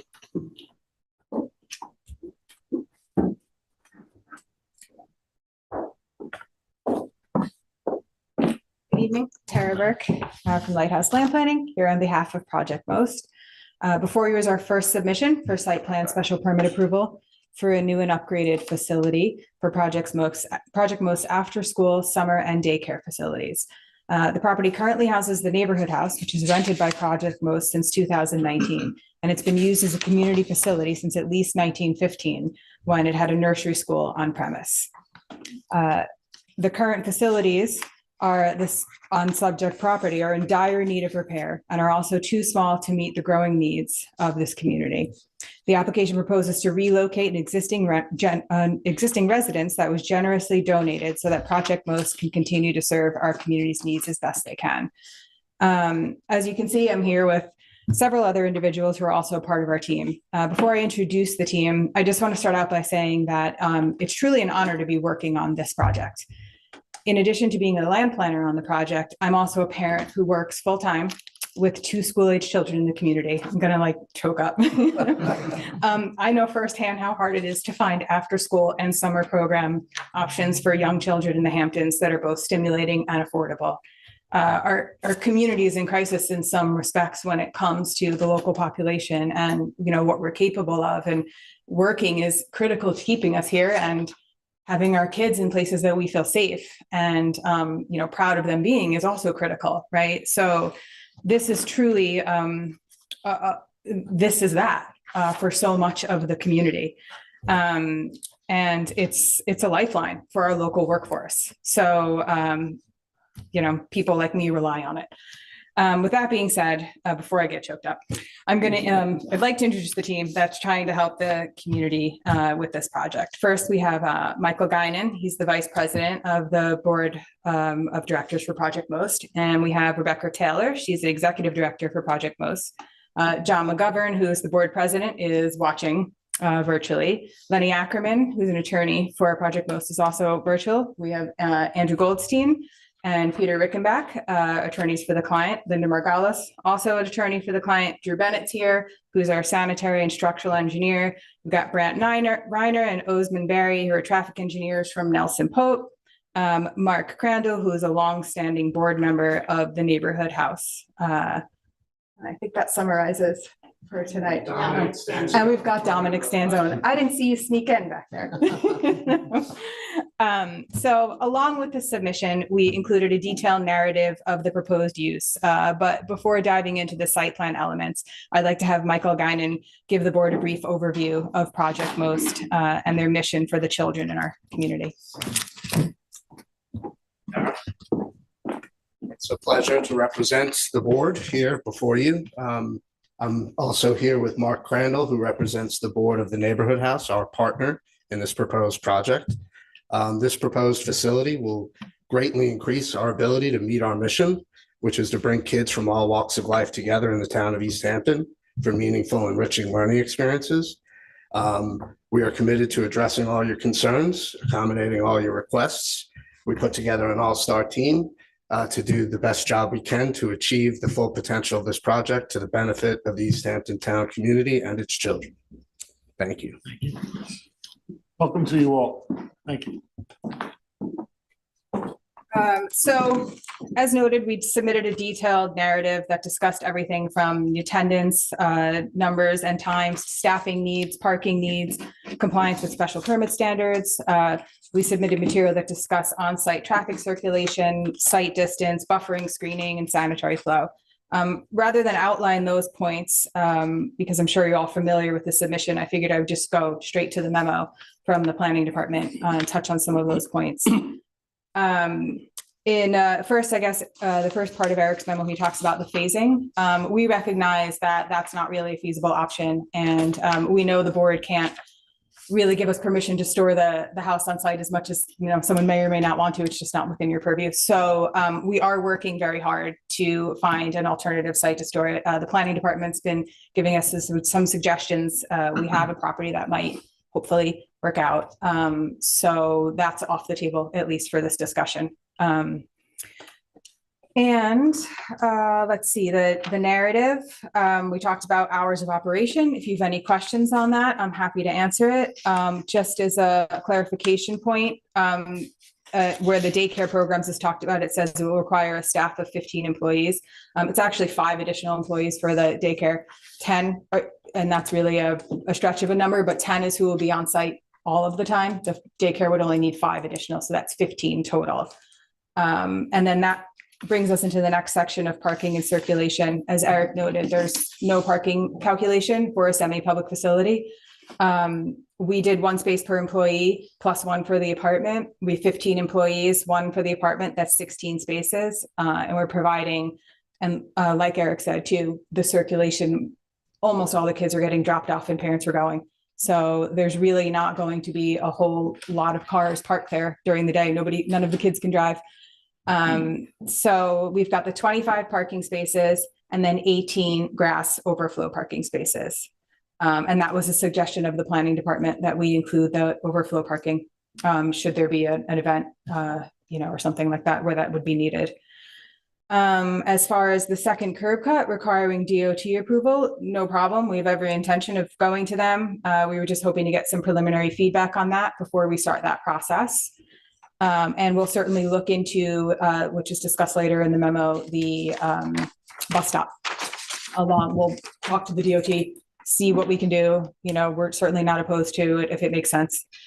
And then just in the parking part of his memo, and then later he also talks about the traffic study. We really don't anticipate a significant increase in traffic to the site. The sanitary maxes out at 90. So that would be the most we'd be able to have on site no matter what.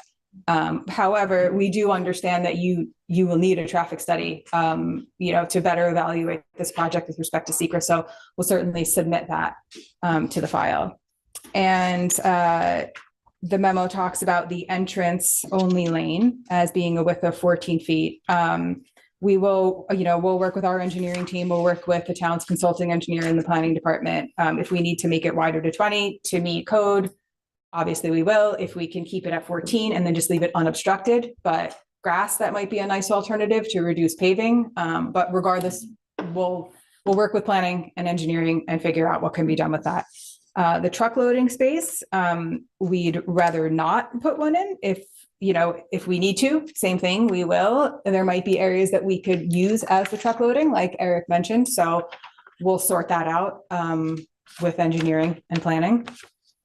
And then he talks about the electric vehicle charging stations, the bike racks, and the bus stop. I think I covered the bus stop. The bike racks are on there. We're looking into the electric vehicle charging stations. I think it's going to be feasible. It's probably just a matter of timing. So if we can't get it for this round, then perhaps we could have RCO conditioned on, a phase 2 of putting in electric charging stations. So, but we're certainly open to it.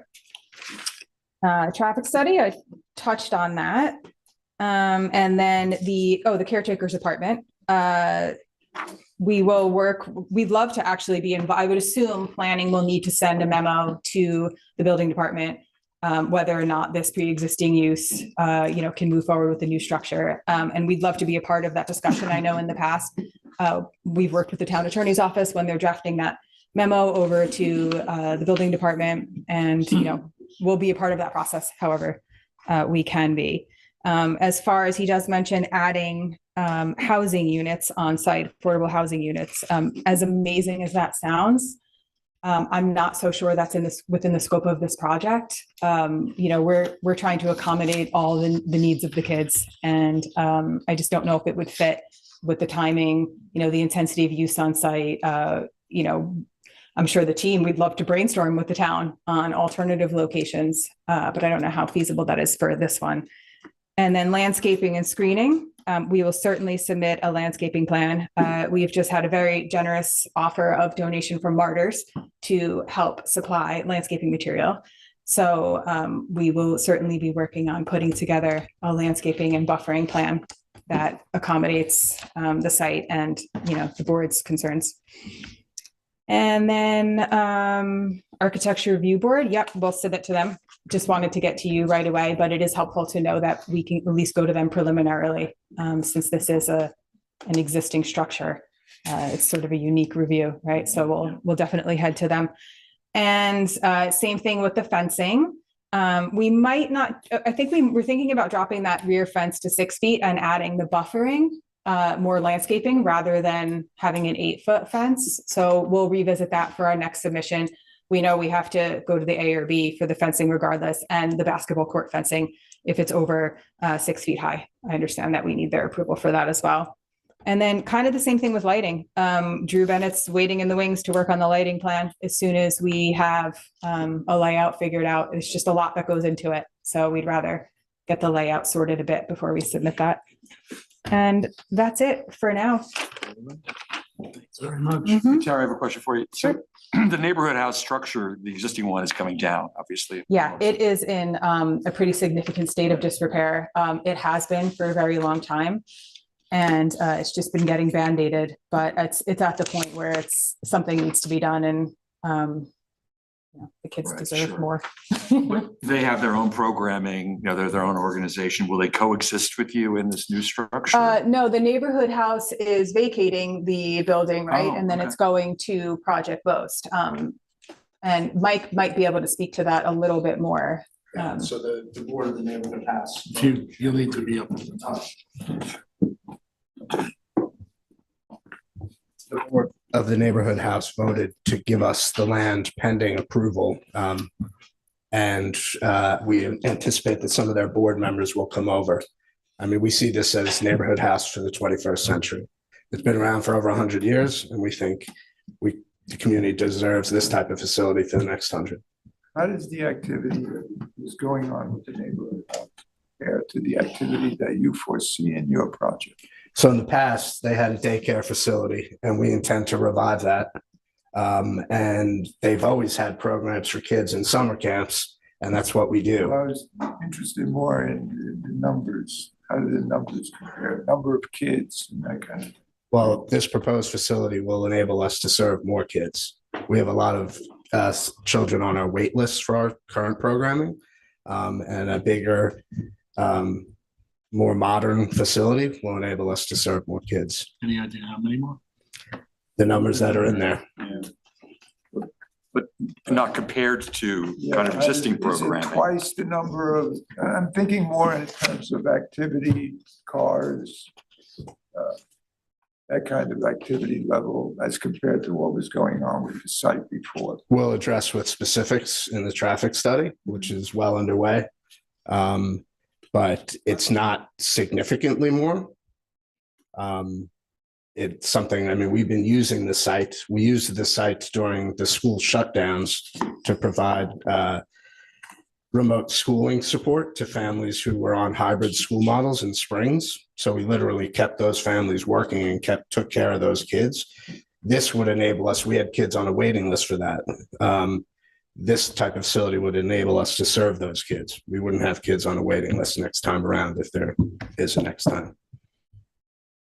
All right, we'll do the discussion on the board. Thanks. Before you start, I just should make it clear on the record, Ms. Margolin and I have a litigated matter together, but this is not going to impact, it has nothing to do with this application, but I should just put that on the record, and it won't impact my ability to address this application.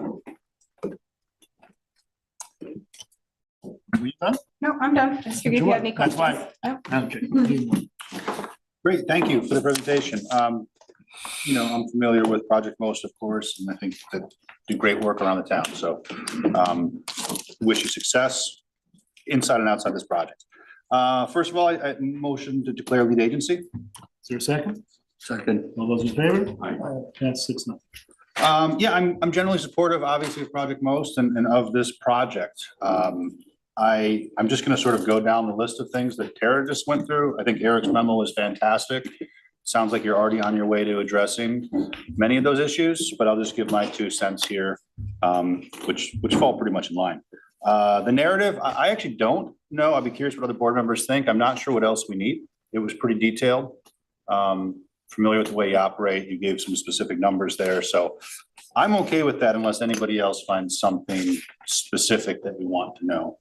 The parking and access, I think, I didn't see the first plan that you submitted. I think it's good that you worked with the planning department to sort of come up with this, which looks like a good plan. I'm a little concerned about the entrance, for the parking area, everything going through that semicircle. It's a lot of action, and if it's only 14 feet wide, obviously we have to make sure that's enough width. But I also worry about the ability for a car to pass another car while somebody's getting dropped off, or the potential for a bus. I'm not saying that any of that's prohibitive. to me, and you guys know more than I do. Obviously the fire marshal, it's got to meet code, but I think beyond that, just make sure that it's going to function, because it sure seems like all the activity or most of it's going to be in front. And I would worry if there weren't room for people to pass the queue sort of going out into 3 Mile Harbor, and then that would be a problem. So just make sure you account for that and what happens if there's a busier event. So specifically, I think the width, I understand what the applicant was saying about maybe grass and not wanting to pave. Less pavement is good. I think you did a great job with the parking in back by having an overflow space. You can accommodate cars, but probably won't be necessary 99% of the time or most of it. That said, I think that the drop-off area is pretty important for safety and everything else. Truck parking, truck drop-off or unloading area, I don't know that you need it technically, but it's required by the code. I don't anticipate this being a huge problem. I think you could probably incorporate it someplace in the existing pavement in the back. Based on all the things I just said, I wouldn't recommend having that in front. Again, not a hard line for me. It just seems like it doesn't make sense from a flow standpoint. If there were a way to have access to that parking, and this probably is not reasonable, I certainly don't have an idea of how it would happen, to not go through that drop-off area, then have to turn right for a truck or whatever else, I think that would be great. Not sure how practical that comment is. So again, just take it as you will. Traffic study, you volunteered that, so great. As Eric pointed out, it's the neighborhood road that is the most concerning. Obviously it operates right now, but with increased traffic and everything, you want to make sure that's good. Landscaping, screening, and lighting. It sounds like you're sort of want to make sure that the overall layout is good. Obviously you'll have to comply. And beyond that, for a special permit on a site, screening is going to be important to sort of isolate. Again, I don't think this is a offensive use by any means, but we still want to protect the residential neighborhoods in the area. A or B, I think that you should figure out the fence plan before you go to them. And you should start that process soon, just with the overall scale of the project and the architecture. They're obviously it's a pretty, I guess this is a house that was donated, pretty lovely house to get. But it's going to have an impact on the area, so you should get that ball rolling. I don't anticipate problems. I won't have a lot of comments on the architecture. But you should wrap the fence into that whole process if you want to stick with 8 feet, which I don't object to. That's your call. You mentioned the bike, bus, and EV setup. I would not require, EV for approval. I think it's a good idea if you have people who might use electric cars, and I think the bike rack you said has already been added. So, and you're looking into the bus, so that's all great. So yeah, just to go, wider angle here and zoom out a little bit. I think that this is a special permit, which obviously has stricter standards than normal site plans. But I think this is the kind of project our community needs. There's general standards, but also specific standards. You meet all those dimensional standards. Right, Eric? There's no. Yeah, my understanding, yeah. So if that's all true, I think that this is generally a good project. There might be some tweaks that need to be done. We'll see what the ARB says. And again, do all that you can to protect the neighborhood around you with traffic and screening. But I'm generally very supportive. The other members have anything they wish to add? Yeah, I have a couple thoughts. Basically, Eric did a great job, Tara and Ian. So it says there'll be a 4,418 square foot basement. I can show you the floor plans here too, if that helps. It says athletics and dance, and as well as mechanicals. And there's groundwater, according to the test hole, groundwater is at 12.4 feet below the surface. So a couple of questions about the basement. I think what everybody's saying is what's your real capacity? What's the most people that are ever going to be here at one time? And for example, athletics and dance, maybe those parents are going to want to come see a performance or. So I think to be a good neighbor to the neighborhood, we got to be pretty clear about what the real maximum attendance and parking. It sounds like the parking's fine. And I'm curious if that basement, is that considered gross floor area? If it's used for dance and.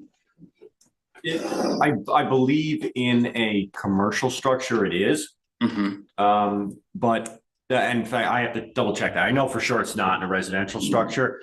I don't know that it matters in a sense, and that, you know, it will be improved. They're saying it's going to be used for the facility. So obviously whether or not it meets that term, you know what I mean? It's going to be usable space. So does it affect no, it flow does. or parking? It affects wastewater? sanitary flow, but again, there is no defined parking requirement. So, But it could affect the design of the sanitary. yeah. Yeah. Although that is accounted for in the sanitary calculations. Oh, it is? They have Okay. adequate flow for the size building. Truck space sounds like a good idea, because you probably gonna feed these kids at some point. You need to bring food deliveries. I don't know what kind of heat you have, but is it oil, or you're gonna have fuel trucks, probably have garbage pickup. So that does sound like a good idea. This could be just off base, but I'm wondering if the neighborhood house road and that other access could share one curb cut.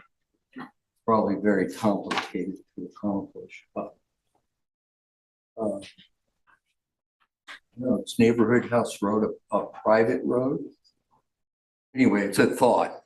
If there's it doesn't look like there's much going on neighbor house road along your property, so you might be able to come out with that second access there and share it.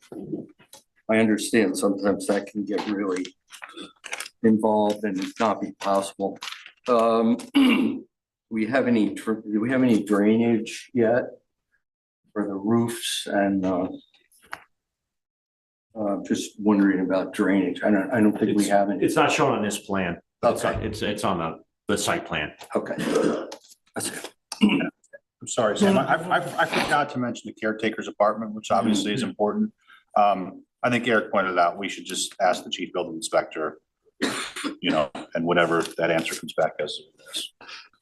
The only thing that I'm concerned about, beyond that's what's already been mentioned, it was mentioned a little bit, is the possibility, if not likelihood, that at busy times when they're dropping off and picking up kids, that you're going to spill out onto 3 Mile Harbor Road. That driveway needs to be wide enough to accommodate safely, probably more than 1 or 2 kids hopping out of their parents' cars at any given moment. It wasn't here, but when my kids went to nursery school, there was always a backup at 9:05. It was over before it started, but for the few minutes that it was there, particularly because you'd have kids who, they might be a little anxious and the parents might be a little anxious, and the kids might go running out of the cars, and they're running out on 3 Mile Harbor Road, which, just let's make sure that driveway is engineered well so that it can accommodate lots of kids real quick, and then back to normal.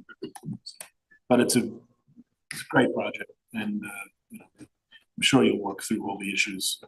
It doesn't sound like they're really too many, so. So I'll make a comment. Please. Just to say that, this is a great project for the town, for the community. It's a really wonderful thing. And I'm really thrilled that a house that might have wound up in a landfill is being used, is being reused. It's really kind of an exciting project that way. I think we've identified almost all the issues that need to be tweaked and thought about, and they're not that many, as Sam just said. The one thing that I still have a little bit of a question about is just, it would be useful in the narrative to understand, I know that, I believe the neighborhood house used to be available for parties and weddings, and Ola had events there and that kind of thing, or any events of that nature are going to take place on premises? Be interesting to know about that.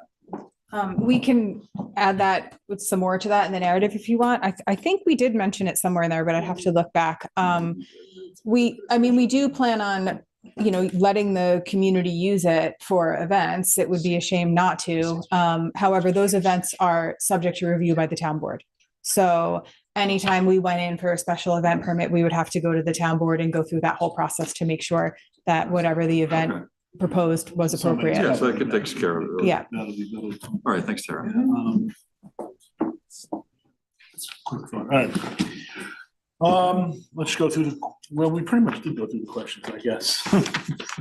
Tried. Declare the agency information regarding the proposed nature of the operation, truck loading space, traffic study. Thank you very much for that. Comprehensive landscaping, that's on the way. How are you going to demolish the existing structure? Any thought been given to that? The builder we're working with, Kropinski Builders, Ray Harden, he wasn't able to make it tonight. He could describe that much better than me. But it's not a tremendous demolition and hauling issue. No, he seemed to think it could be done very quickly. And it's not, it's an impact on the community, but it sounds like minor. Minimal. Okay. Very well. Thank you very much. Good luck to you. Thank you. Right, next is 219-221 Panago Road. Yes, can I just say one thing about the project? Miss something? I don't want to rush away. Hold on, folks. Just because I want the board to say it on the record. You would like to send a request to the building inspector about the caretaker's department and whether or not that can be part of the project. I don't think we need to deal with the possibility of additional affordable housing. I'm just going to ask if it's grandfathered and if yeah. We're also, Eric, because it's in a residential zone. It's not a residential building, but that's you the can weird have an accessory apartment. That's the weird quirk of the code. Okay. If it was a separate single family residence, I think technically you could have it, but if it's an apartment within a commercial structure, you can't. But I believe it's probably grandfathered because it's a use that exists on the site. But we'll ask that. Odd anyway, having somebody live at a school, but anyway, we'll see. We'll ask if it's allowable. Yeah, we'll get a ruling from the practice is that we make the request from to the building inspector, and they'll get back to us and presumably move from there. Otherwise, the staff have to commute. Yeah. Well, you're talking about one. You didn't say 2 bedrooms? No, I thought Maybe that's. I think it's you want a public, you want a proposal. All right, next is 219-221 Panago Road. I'm recused on this one. Ian is recused on this one. So, we have Randy, it's yours. And Tina, it's yours also. Yes. And is the applicant. Okay. In that case. Okay.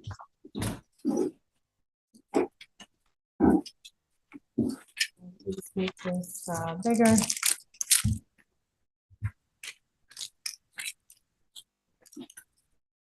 Okay, the application is 219 and 221 Panago Road. The board did review this as a preliminary site plan application around October of last year. The proposed project involves the demolition of an existing structure at 219 Panago Road, followed by construction of a new 2-story structure with a basement utilized for storage, a first floor that's going to serve as an addition to the existing Carissa's restaurant with new staff break room, back of house office space, and a relocated baking facility, as well as a second floor 3-bedroom apartment that's going to be an affordable apartment to provide staff housing. A demolition of an existing shed is also proposed that's existing in the eastern yard setback of 219. Additional site improvements include reconfigured parking, enhanced landscaping, stormwater drainage, and upgraded sanitary management facilities. The project is an unlisted action with respect to seeker, and the planning board Once they receive the environmental assessment form, part one, should be lead agency. Regarding the project description after the preliminary site plan application in October, the planning board and planning department had several questions for the applicant with respect to how the project would change the use on the site and how the new site would operate. The applicant has answered all the questions that we issued with respect to this, clarifying that there's no new uses proposed. They offered to guarantee and covenant if required. The hours of operation are not proposed to change. The number of employees the applicant reports is also not proposed to change, and they provided the numbers that work there off-season and in-season. They provided the kind of breakdown of the programming of the new spaces, so it's really clear how each new area in the building is going to be utilized, and confirm that they're going to demolish the on-site sheds. So in summary, they think they've adequately answered those questions at this point. The other issue we talked about during the preliminary application was the use for staff housing on the second floor. And we recommended the applicant go to the Department of Housing and Community Development to talk about requirements with them. They have reported this coordination has been initiated and that a variance for the 3-bedroom apartment is going to be required, as the code has the maximum at 2 bedrooms. The Department of Housing and Community Development also answered a question that the planning board had at the last session regarding whether or not the affordable apartment could be utilized for staff housing for, identified staff. They did clarify that the code allows this, and they provided the citation, which is in the report we sent to the board. We also have just pulled out some sections of the code, giving the applicant some advance notice of the requirements associated with the apartments and commercial structures. The town fire marshal has to provide their express permission, so they should really start coordinating with them on that point. And then there's going to have to be, legal instruments that will ensure that the apartments stay affordable and all those other things as required in the code. Regarding the dimensions and conformance with the dimensional requirements in the code, the lot area is going to be conforming, whereas one of the lots is non-conforming, so that is appropriate. The lot coverage was something that we discussed at the preliminary site plan review. The planning board had advised the applicant should look for opportunities to bring the lot into compliance with the coverage required in NB, the neighborhood business zone, which is 70%. The applicant has stated that if they provide more impervious area, they're going to have to reduce parking, and because the primary objective is to increase parking, they're not recommending to do that at this time. They have matched the overall coverage on the site with what exists now at 82%, which we understand wouldn't need a variance based on the existing non-conforming nature of what's on the sites now. They do need a pyramid variance, and that's been submitted to ZBA.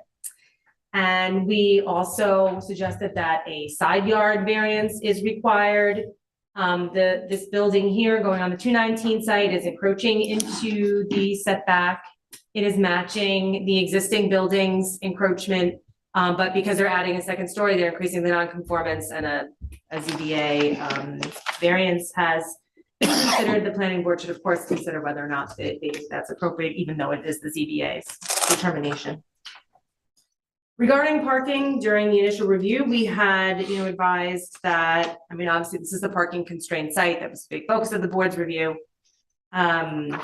We talked about the location of parking for the existing residents of the apartment. There is one space required. The applicant has reported that they're making efforts to work with residents, neighbors, to locate the one site for the apartment elsewhere, but those have not yet been fruitful. So we do need to resolve this issue of where that parking is going, and currently it remains outstanding. Regarding signage, one of the things that we talked about during the initial review was that we understood people were parking in the right-of-way easement that is on the northern border of the property. That signage should be considered. on the site plan application. So we did recently go to the site, and while site signage has been placed near the right-of-way easement, it is conflicting signage. So one sign says no parking and the other one says parking for Carissa's customers only. So we should discuss this. Seems to be encouraging parking in the right-of-way easement, which we don't think is appropriate. And there is a parking space here that seems to be encroaching onto the neighboring property. You know, if those have been legalized with if that encroachment isn't in the easement and has been legalized with the adjacent property owners, that'd be one thing, but we don't have any evidence of that. So we'd like to hear what's going on there. The other issue we talked about with respect to site navigation was the configuration of the accessible entryway in the front of the lot and the accessible space. The applicant has some changes from the original proposal, but didn't explain what alternatives were considered to it. So we do want to just make sure that we're confident, everybody's confident on the board that this is the best configuration that we can get. It is kind of a constrained situation there. I'm going to skip now to sanitary systems. So there has been a sanitary plan prepared, and this was not part of the preliminary review. So this is new information. The applicant is proposing to utilize the existing facility on site and upgrade it to be able to manage the flow from the building addition. And they have talked about the Department of Health Services grandfathered flow values for each of these properties to basically permit the density that they're asking for. So we did want to make sure that the applicant has confirmed that that's going to be okay with Suffolk County Department of Health Services, because the lots are going to be merged as part of this project. And we'd like to, ensure that Suffolk County will still provide those same flow rights even under the merged lot scenario. If the applicant's report of Suffolk County's density flow rights are accurate, they would still need a East Hampton affordable housing credit transfer to permit the density they're looking for on the lot. And there are certain criteria that the planning board would have to evaluate in order to authorize that transfer of flow. So once we know what Suffolk County will allow, we can then examine with the board. Yes. Is there gonna be, how many septics, how many systems are there gonna be? One system to serve because it's gonna be one site, but they're upgrading the existing system. So it's gonna be one system to accommodate presumably consolidated, two consolidated sites. Yeah, it's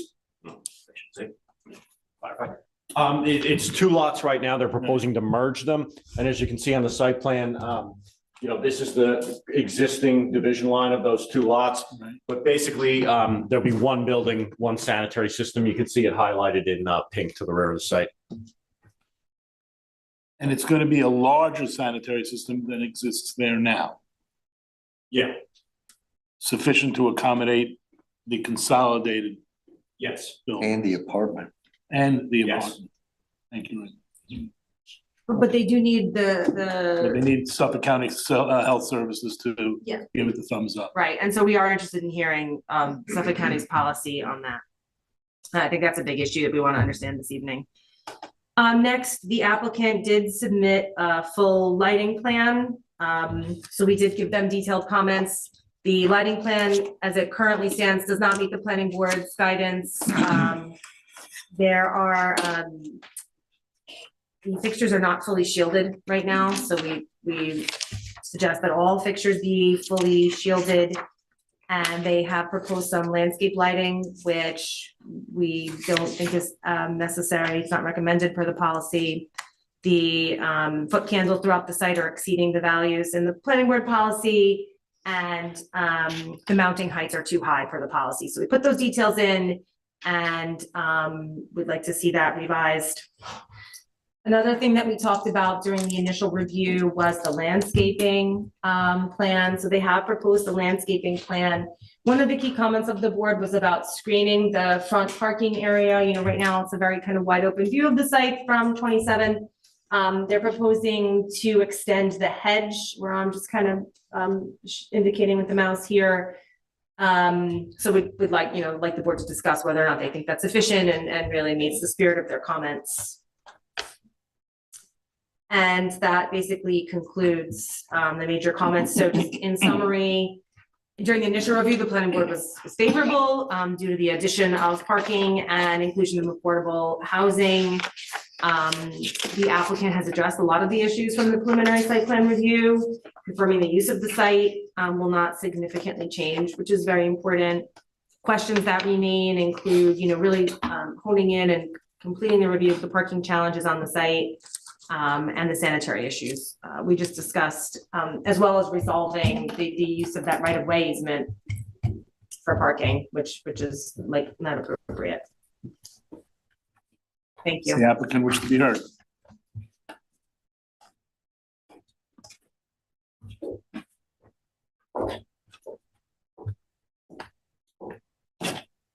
Hey, how are you? Thank you, Tina and Eric, for the thorough name and address. Alex Crewley, 22 Grove Street, New York, New York. I'm the architect on the job, working with Lori Shemla, the owner. We also have Drew Bennett here, who is our engineer, who can field some of the questions about the sanitary system.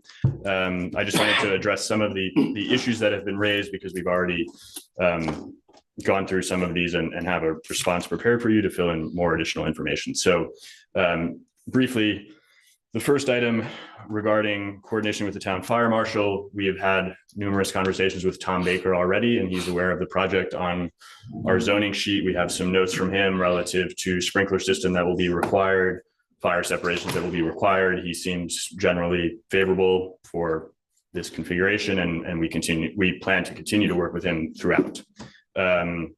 We have also talked with Tom Rule in the housing office, and he seems supportive of this project. We are prepared to draft whatever agreement might be required per the town attorney regarding the apartment criteria and rates and such. But Tom said that, as you know, as Tina mentioned, per staff housing, it qualifies for what we're trying to do here.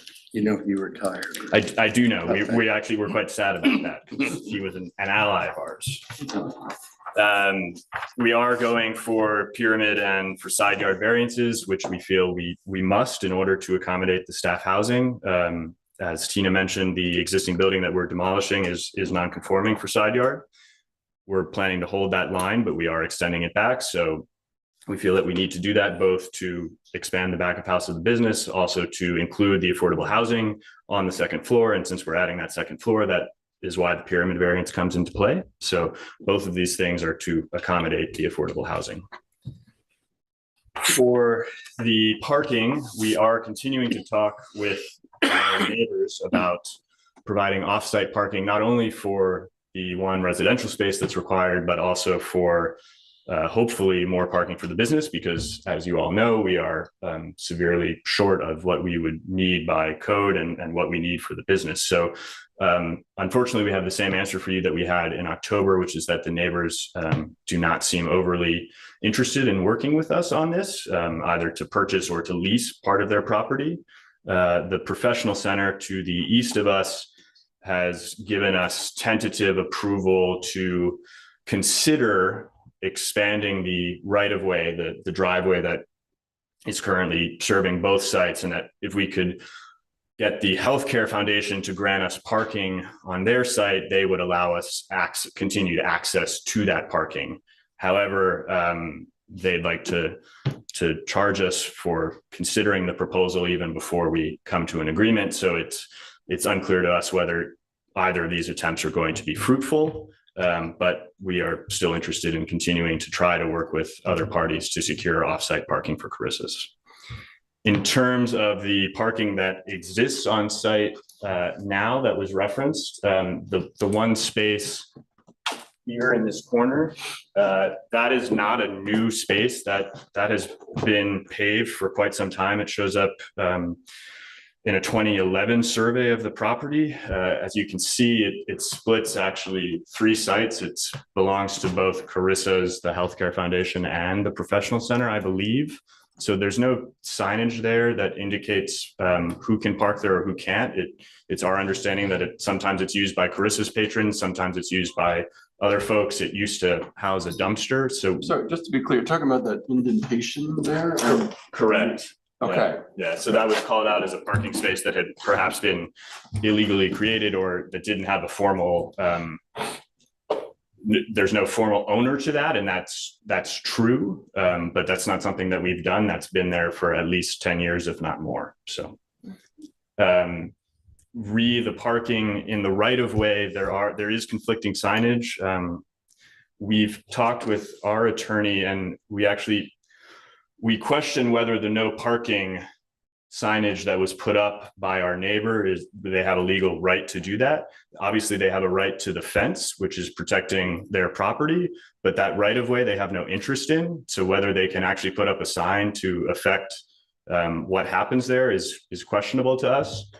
The parking for Carissa's patrons only is something that other neighbors who belong in that right of way are also doing. So and that would be Smoking Wolf and Luigi's. The right of way belongs to, as we understand it, the Professional Center, to Carissa's, to Point 72, and to Smoking Wolf and Luigi's, and it's a shared private easement.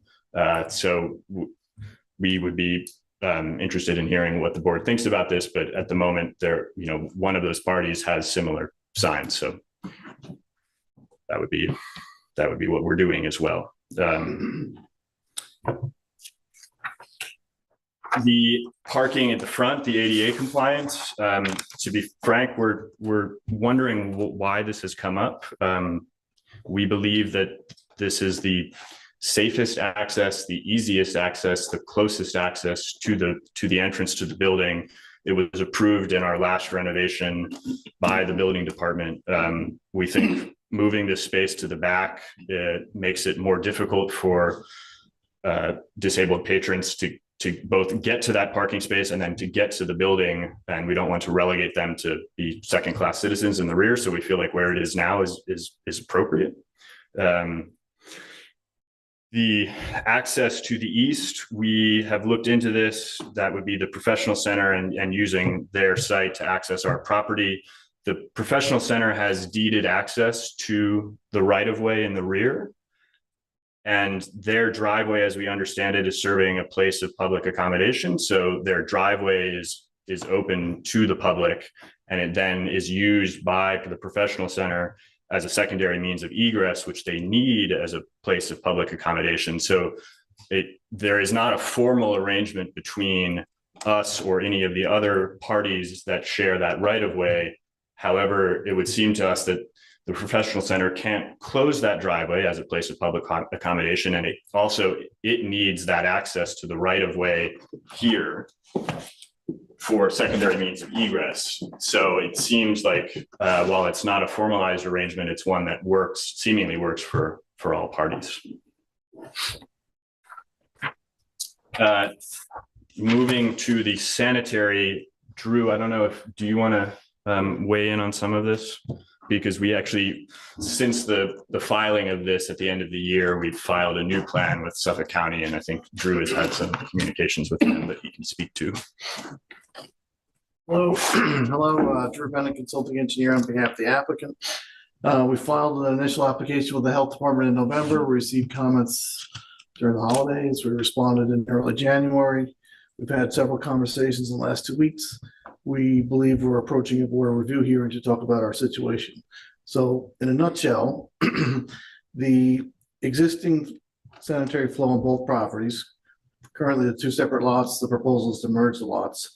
So the legally existing sanitary flow is 794. We're proposing 850. The delta is 56 gallons. The reason we're over for 56 gallons is because of the apartment above.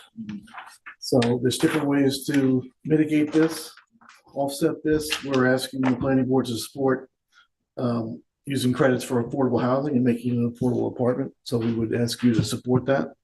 If you're not willing to support that, there are other ways to try to do offsets. One being just make the apartment smaller, make the apartment a 600 square foot apartment. We would meet the limits, but a 600 square foot apartment is a small apartment, particularly for hospitality, working staff. So I think the owner would very much prefer to have something that has, 2 bedrooms or so. To make it. What's the difference again, did you say? I'm sorry, what's the difference in? The extra that you need. The delta is 56 gallons a day. And the reason we're over again is because of the proposed affordable housing. So we're asking the board to support our request for affordable housing credits. So these are very different numbers, right, than were originally submitted, you're saying? Correct. So Okay, we've we gone have through the older several data. revisions to that, and we're getting, I present a plan, they have their perspective, and we're actually getting pretty close, and we expect a hearing probably in weeks, not months. Is that for a variance or? Yeah, so we have to make our proposal to the Suffolk County Department of Health Services Board review and to discuss the variance, which is the overage and how we intend to mitigate it. And we'd like to be able to go to the board of review and say, the planning board supports us applying for town affordable housing credits. And if you don't, we'd like to know that also, so. Yes. This is from your site plan on the. What date is it, sir? I don't know. So This is what we got in Doesn't have December. a date on it. Yeah, so the. 11/25/22. Right, so there is a revision that's dated January 13th, 23. Okay, so what I see here, and you can tell me what's been revised. For the proposed sanitary calculations for 219 Pantago. It's a total of the sanitary load is total of 325. Proposed or existing? I don't That's have the map in front proposed. I have it up here. Proposed. Yeah. So that includes 225 for the apartment. So is that the number or is No, that? sir, it's not. Those numbers have been revised. So Okay, what about, before you tell me what it was, what it's been revised to? Sure. Is the number on 221 been revised as well? No. So the number that's changed, and I'm looking at a half-size print, that's very hard to read. So just bear with me. So, so the difference is that the addition to the building is increasing the area for food prep area. And that technically is not increasing the sanitary flow for the business. It's based on seats, and the number of seats aren't changing. What is changing is the apartment. So really that's the only difference. So the way that the health department looks at it, as long as we're willing to merge the lots and the number of seats for the business stays the same, then the sanitary flow from the business, the 75 seats, does not change. However, there is an increase for the apartment above.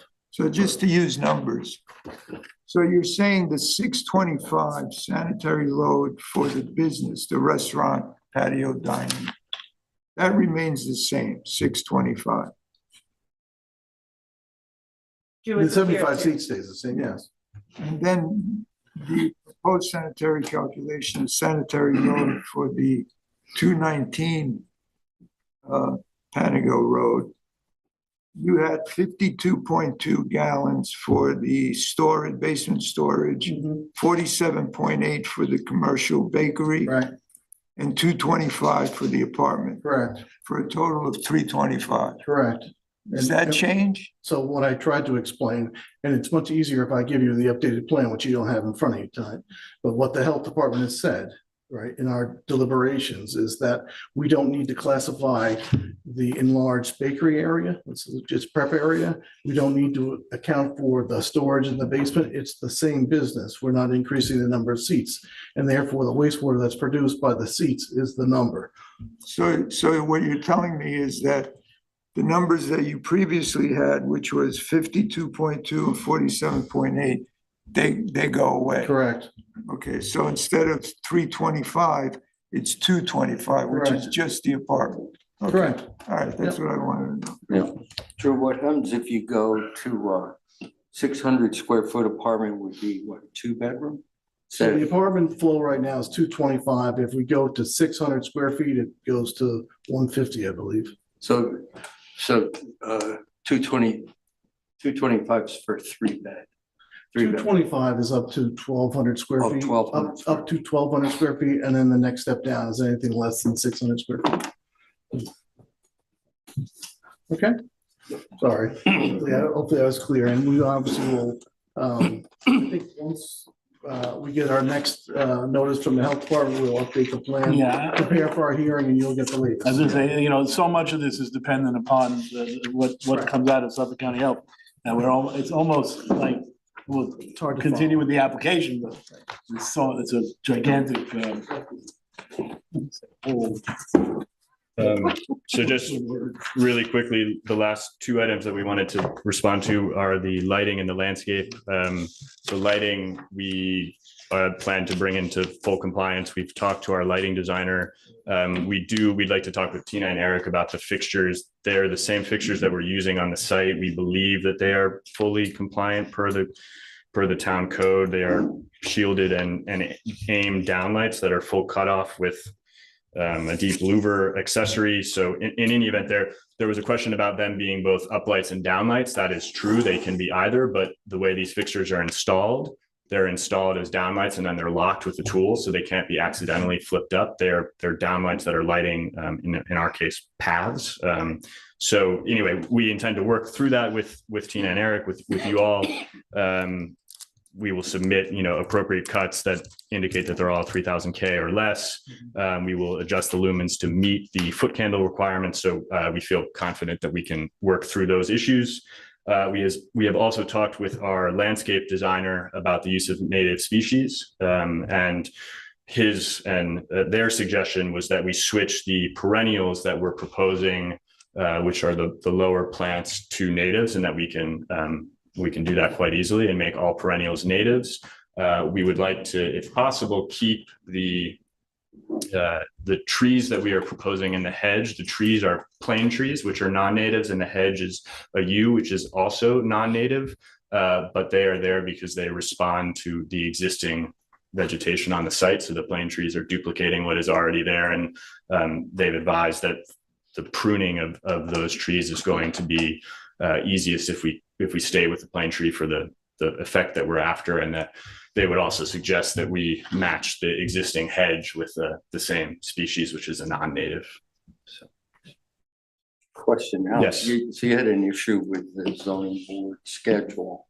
So we've been talking to Randy and to Tina and to Eric and to everybody, to Jeremy Samuelson, about getting expedited review for this project, because we believe, per a town resolution from 2004 that states that any project that has an affordable housing element be eligible for both expedited review by all town agencies as well as waived fees, including those projects that are created by private parties. So we are interested in that because we feel like, as we understand it, the existing queue for ZBA applications is 12 months. And if we have to go to the ZBA for our variances to create the affordable housing and we have to wait 12 months, that means that we won't be able to start construction until the fall of 2024, given the scheduling of the business, which means that those apartments and this project won't be complete until spring of 2025. With expedited review as a virtue of the affordable housing that we're adding, we could feasibly start construction in fall of 2023 and be complete a full year earlier in spring of 2024. So that was our hope with this project. And we believe that actually Jeremy is willing to work with us on this and to grant us some amount of expedited review with the ZBA, provided that we are compliant with you all and all the requirements of the planning board. You're also looking for coverage variance as well, right? Side yard, pyramid, and coverage. No, I wanted to clarify that because I know Tina said this evening that we would need a variance for that. I believe the report says that we will not need a variance. I didn't mean to say you needed a variance. I'm sorry. My understanding is that they are matching the coverage of the overall site with the existing, and because they're doing that, they don't need a variance. You Okay. all had asked them to look at opportunities to minimize it, but apparently that's not going to work.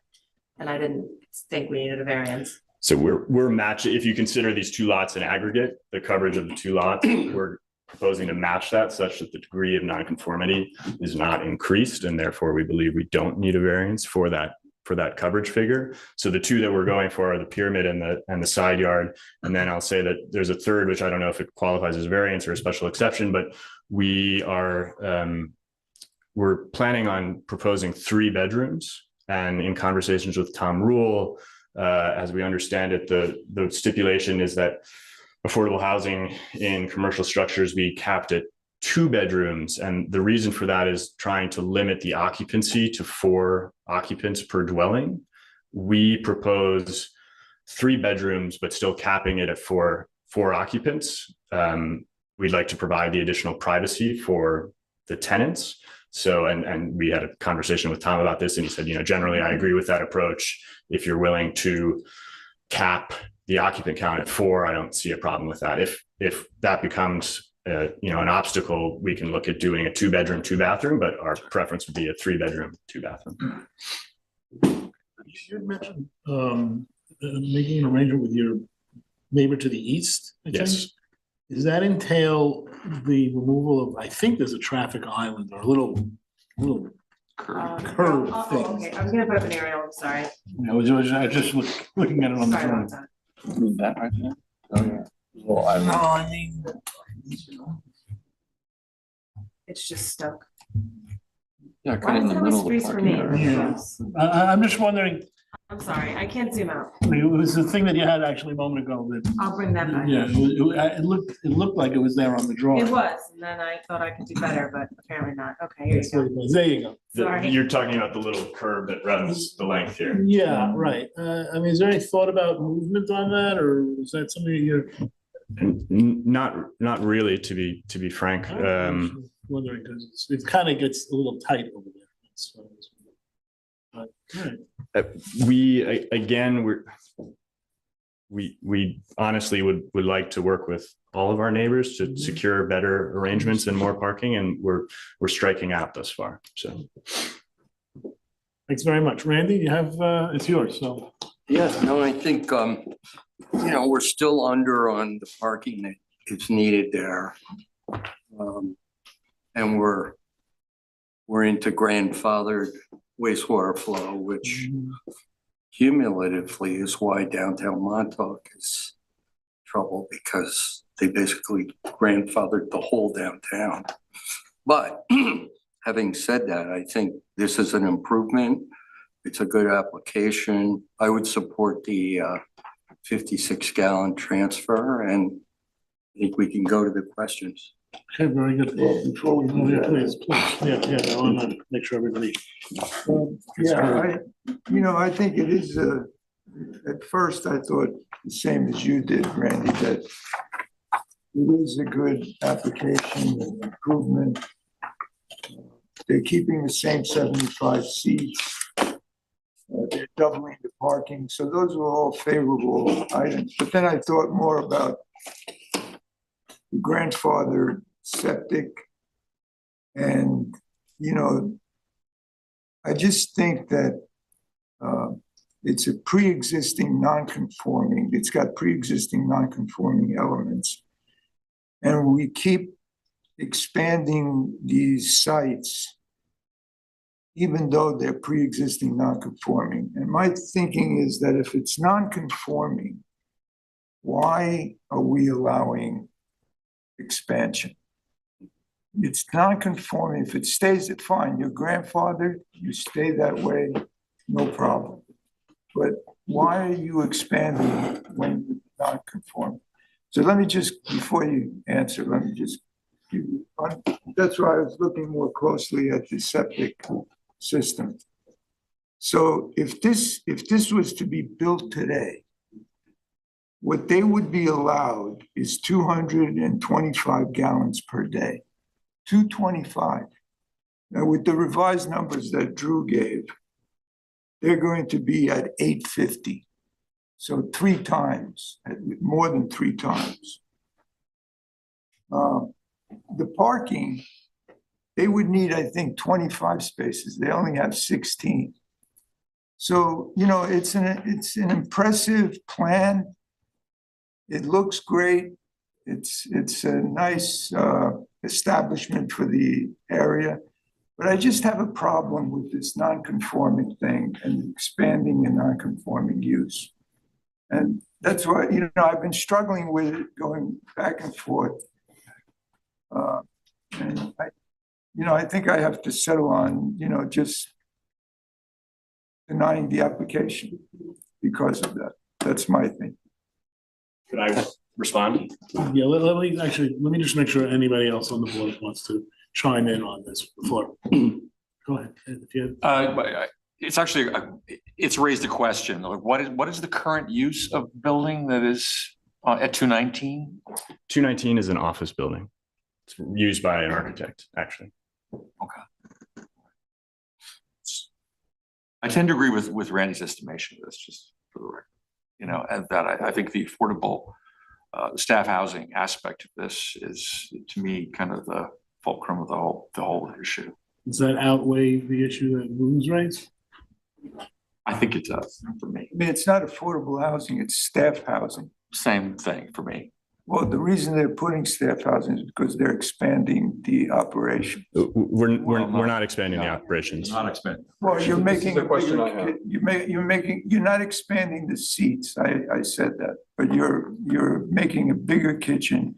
You have more space to produce more product. But we're not producing more product. So Well, to have more space to produce. we need more space because we've taken over a building that is incredibly small, and the employees of the existing building are working in spaces that are quite cramped. So what we would like to do is give everyone a little more elbow room. We're not increasing employees, we're not increasing seats, we're not increasing hours of operation, we're not increasing production. My point is, I understand that.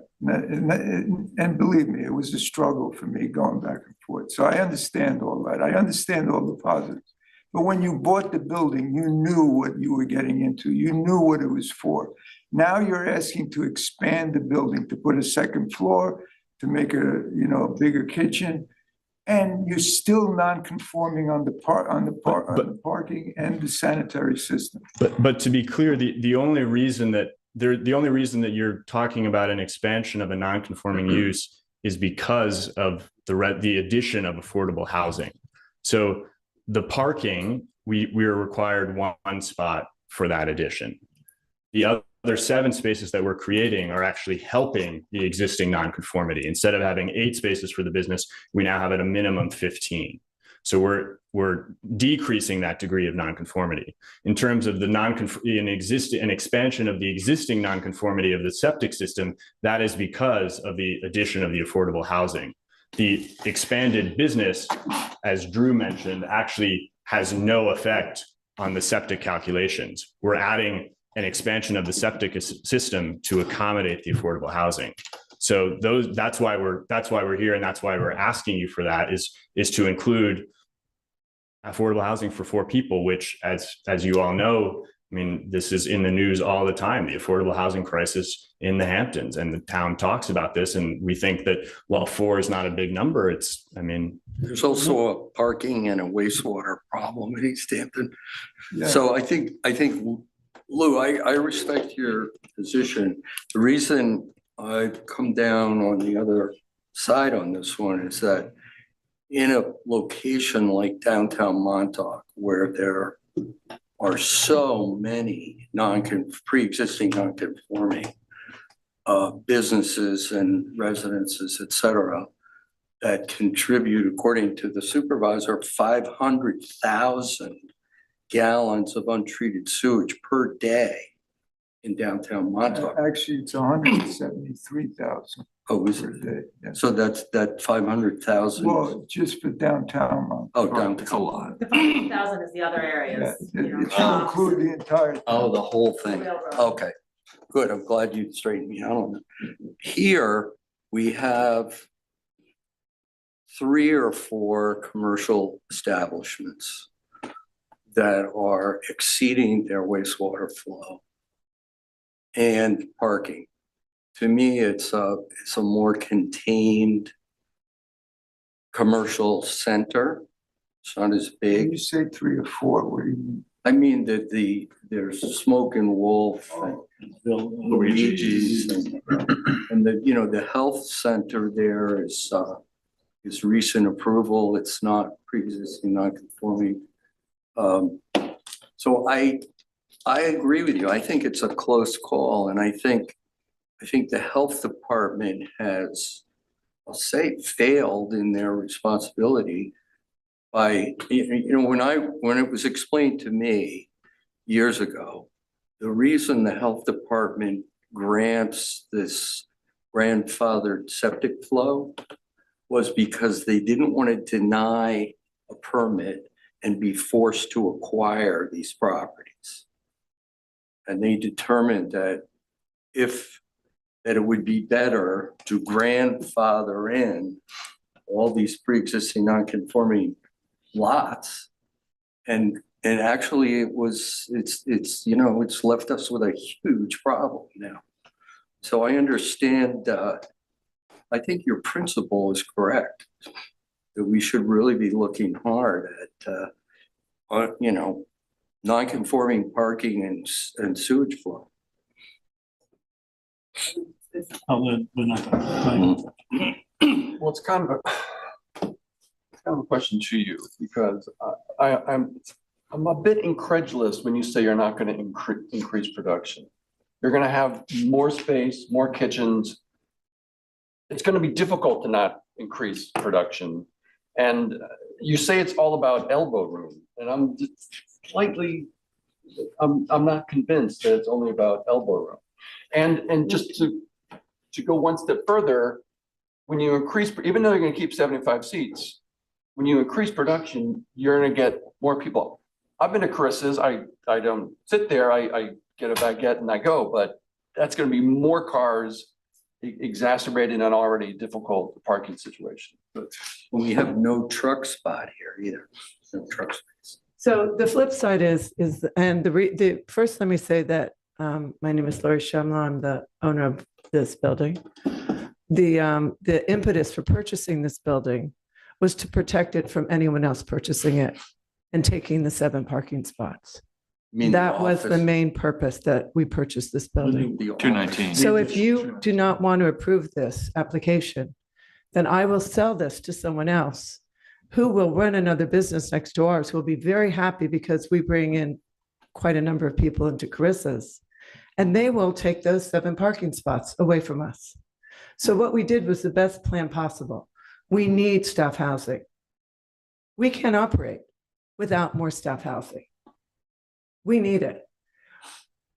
The argument that we're going to produce more croissants does not stand. We can only produce what we can sell. I'm not going to produce more bread and more croissants to throw away. I'm going to produce what we can sell. It is not going to change my business, nor my production. I am going to, if you want to come and look at our back of house space, you'll understand that our equipment, it's very jammed in. And the people who are working there are elbow to elbow. And so this gives us the opportunity to give them more room. But the real purpose of this building are twofold: more parking and affordable housing. And the fact that we can also move our bakery production into that space and give them a little bit more room and make more room for where we make our sandwiches, it's a win-win. Also, you may drive by and notice that in the summer, our staff has no place to eat outside. And so we're giving them a place to eat on the inside. It's a better business, but we're not increasing the number of croissants or bread that we're making. What we're doing is we're making it a better space for our staff and for the community. And if you don't want to approve it, well, then somebody else is going to come in and they're going to run a business in there and they're going to take over the parking. I should have prefaced my comment with, I like this project. I just have a question about that, and I'm concerned about the parking, like we all are. So. You know, I don't think it's an unreasonable thing to think that if you have more space, you're going to make more product. And you're saying that that's not going to happen, that it's just making it a more comfortable space, a more easily operated space. And another point is that, you know, the last thing that we should be looking at is creating a more difficult environment for the increased number of customers that may be coming. So you need to recognize that, the concerns that are expressed, particularly regarding the septic issue, I think are valid. But the issue is, I think, how are they measured? And they're measured by seats. That's the situation. It isn't measured by how many square feet in back. It goes by X number of seats. And if they're not changing the number of seats, then as little as. But it's not just seats. This is something that I learned recently. The way the Suffolk County Health Department determines the allowable flow is also on the size of the property. So for instance, this 225 gallons per day that's allowable on this property is based on 600 gallons per acre.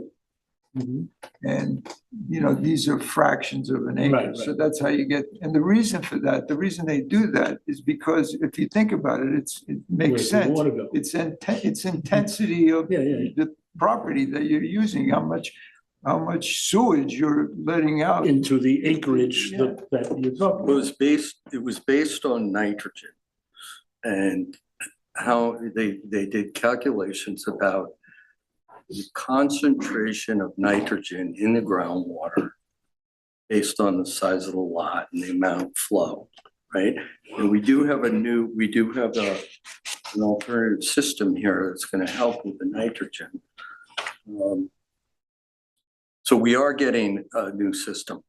I do agree, though, that this is an expansion of the intensity of use in the sense that we're having a 3-bedroom apartment with 4 people that we're allowing 1 parking space for. That's not that realistic to me. So we are increasing the need for parking and the wastewater flow. I still, though, am where I started out. Just one last point. One more item on the I agenda. just want to make one last point. I know we're wrapping it up. We always say, or town officials and everybody always says that our code is a good code and it prevents overdevelopment. It corrects a lot of these fears that people have about, the town expanding to levels that are unsupportable, unsustainable. But what happened, the code is good, but what happens is when applications come in front of the planning board and the ZBA, if you relax the code, if you relax certain strictures that are within the code doesn't matter. So that's another thing that I was thinking about within, on this. Unfortunately, we have a lot of legacy development that was not done to code. Yeah, but that's the problem. Right, but when that legacy development comes in front of you and says, I want to expand, I want to be able to use the code and say, no, I'm sorry, you can't. But here we're letting it happen. I agreed with you on Hero Beach. So one very quick Let's do thing, that, and then which is I don't know if that- we need to cover the questions, but go ahead. All right, I think we need to kind of take the broader view here too. I mean, yeah, there's a lot of legacy stuff in this town that wouldn't be permitted today, right? There just is. And I think it's our responsibility to look at the bigger picture. And I wasn't going to bring this up, but you did. I think if 219 were available for someone else to develop, we'd be in a less favorable situation. So I agree. I sort of stand with Randy on this one. Well, I speaking for myself, I'd like to hear what the Suffolk County Health Services says, because that to me is an enormous aspect of this. It's maybe along with parking, really what this application is all about. And right now, the applicants put in new application, I guess it is, to Suffolk County, or a revised application to Suffolk County, and I want to see what they say. Do we need to do the questions now, or have we covered them all, do you think? This is a lot. Right. Should the applicant coordinate with the fire marshal regarding the office approval, that office's approval of the apartment within the commercial structure? Yeah. So they go over- And they're doing.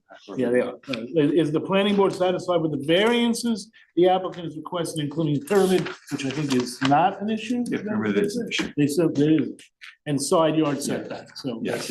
I've encouraged them to redesign and not need variances, and then you get expedited, but they're very firm about their apartment, that they want to deal with the zoning board. Right. Does the planning board wish to consult with the town's housing and community development department regarding the comments on the parking lot, parking for the proposed apartment within this commercial structure? I think that's a yes. Okay. So the second one on the second page. Should the applicant remove the thank you. Should the applicant remove the parking and signage within the northern right-of-way easement area and the parking stall constructed on private property not under their control? Folks, I think, look, it's probably an overreach. So, I mean, my vote would be yes, they The should. sign, looks like the sign is on the neighbor's property, but I don't feel as strongly about the extra space that's. No, but- Nor do I. I just think Eric was, that- I think it's confusing and if it's. What parking signs were put up by? By the healthcare foundation, when they erected the picket fence. But again, the picket fence is on their property, the parking they have no right to. So. Eric, wasn't this the subject of another matter not long ago? Yeah. Yeah, positive. That's why they put the And- fence up. That's right. Michael's right. That's why the fence is there. What was the outcome of the parking along the easement? Remind us. So, actually, could you put up the aerial of the site plan? So I mean, the memorandum points out that another sign was put up, but, yeah, the previous application was for the East Hampton Healthcare Center to put up a picket fence, and then no parking signs were put up, but basically that easement to the rear, must remain open. So, the memorandum points out that there was a sign there saying there was parking for this establishment. I think it's pretty self-explanatory that it probably should be removed because we should not be encouraging people to No, park within an that's- access easement. Yeah. So they are in the access easement. And whether it's theirs or theirs and somebody else's, the one to the extent that they control it, I don't think they should be doing. And the other space that was mentioned, because it's sort of a two-part question, that is not on this property. So it sort of is another issue for that other property. I Just say as we the leave East that Hampton alone. Healthcare Center, that Oh, parking then area was carved into their property. It became their issue because it was their property. That other parking space is kind of the issue of that other property. Then they'll have to do. Yeah, exactly. We'll just. As far as the applicant that we have here before us today, that's who we're, it's no idea. Agree, folks? Yes. Should the applicant provide additional information on alternative configurations for the ADA accessibility of the side and the front parking lot, or is the board satisfied with the current proposal? Satisfied. I'm satisfied too. All right. Should the applicant provide additional information on the arrangement with the property owner to their east, as the driveway is often utilized by Carissa's, and we heard that that was ongoing or optimistic, maybe. Anyone on that? Anything else? That's it. And the what? Well, I'm optimistic. I get paid to be optimistic. 0.72, they're not giving in at all to your west? That's a hard no, has been the Okay. whole time. Is the planning board satisfied with the total coverage on the lot remaining consistent with existing conditions, or should further impervious surfaces be provided? I'm okay with it. Wouldn't it be pervious? Oh, yes, it would. Oh. How are you catching this at 9:30? You only hear. I don't know how you do that at this. Yeah, I don't know Site. either. I'm kind of missing. Yeah. Let's I'm hold okay. that. I'm okay with this. So, we're good with it? Yeah. Around the table? Yeah. In other words, Randy says that, or should further pervious surfaces be provided? So we're saying no. We're saying no. Say we're satisfied with the lot remaining consistent Yes. as it is. Okay. Does the planning board wish to send the town board a recommendation for inclusion of this property in the town's affordable housing credit program? Yes. And we gotta wait on that one, so. Well, anything else? More. There's more. Should the applicant revise the lighting details to conform to planning board policy? Yes. That's a yes. Should the applicant revise the landscaping plan to incorporate native vegetation? I believe that's a yes. Work with the planning. Work with the planning department. Yes. Yeah, better. Is the hedge, is the hedge extension to serve as screening for the existing front parking area sufficient, or does the planning board wish to see additional landscaping to screen the front parking lot? I think that goes to the. We had a question about that. We're proposing that the hedge be extended here. There's a water meter here that we have to contend with, so we put a proviso on that we're gonna try to plant around it, but we believe we've screened the maximum amount to be screened. All that's left is the driveway. I don't see the need for any additional screen. No, I don't either. I think it's fine. I drove across this. And it doesn't interfere with the handicap. No. And if you were to do more, might it? No. All right, then we're good. The memo All right. is terrific. Lots of good ideas. All right, so look, there's more work to be done here. And we'll see you the next time once we hear back from Suffolk County. All right? Thank you.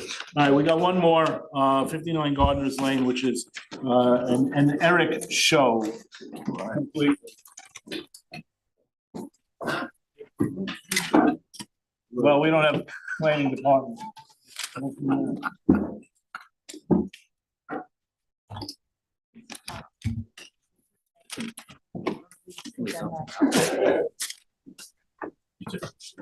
Hello, Dave. Hello. Okay, so this final matter on the work session is an urban renewal map modification application. Basically, this is an application just to change the location of access for one residential parcel that's located in Springs. And I will show you on the aerial first, just the general. Eric, just, sorry to interrupt, the applicant knows we're here.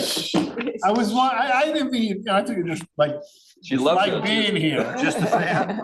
Just a fan. I couldn't think of a better. Just- You always go big time.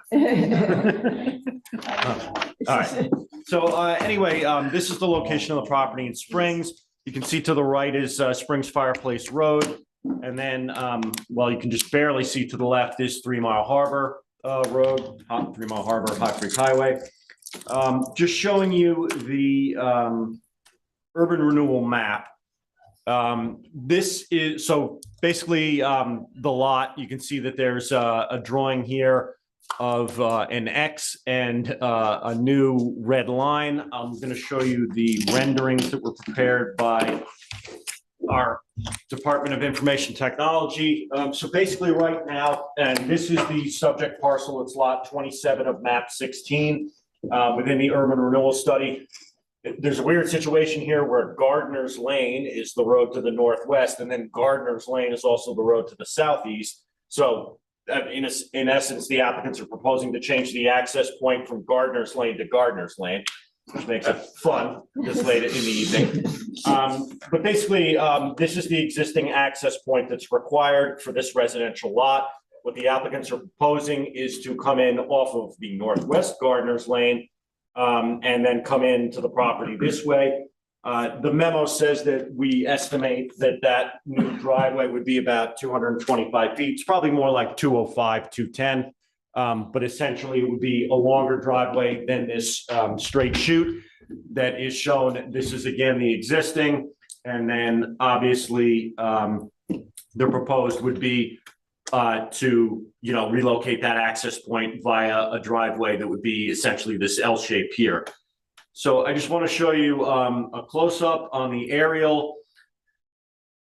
Basically, this modification request comes to you because a building permit was issued in August of 2021 for a new residence. You can see the foundation there. The building permit, the survey associated with the building permit, if I can get this out of the way. So you can see the permit did include not only taking access from the northwest, which is not the approved or current access location under the UR map, But also, you can kind of see those two squares on the northern end of the building. That's the garage for the building. So basically, the foundation has been poured, and the building designed with the access to be from the northwest. That is in contradiction to the current UR map. So, you know, in essence, the applicants are trying to correct an error that occurred basically in the design of the home and the configuration of the garage.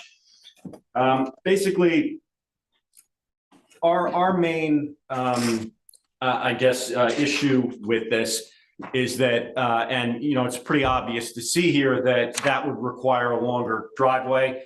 The corner of Gardner's Lane at the southeast here meets the corner of the subject parcel. So basically a driveway could come in directly at that location. Again, a driveway, an L-shaped driveway coming down through this area here would require more clearing of woodlands. Unfortunately, as you can see on the aerial, that already occurred as a result of that building permit being issued. And I do want to point out, and it's shown on our aerial here, that the property to the immediate north is owned by the town. It was not purchased with the CPF fund, like most open space purchases, but it is a preserved lot that's recognized as open space. And then that odd median lot in the middle of the right-of-way is also owned by the town. So what you have here, essentially, you know, if the original UR map access location had been honored, there would be a very short, you know, requirement of clearing within the right-of-way to come into this property. But this configuration that the applicants are asking for with that driveway fragments this area of woodland. I estimate that basically this patch, you know, here is about 30,000 square feet. This lot itself is about 20,000 square feet. So, you know, that's a significant reason to not grant this. The lot lines here are a little bit off on the aerial, but if I switch back to the survey associated with the building permit and pull this up a little bit, you know, scaling it out on the survey, there is about 30 feet in front of the residence. So if they did use the current access point under the UR map, they could conceivably bring a driveway in, bring it up around the front of the residence with ample clearance.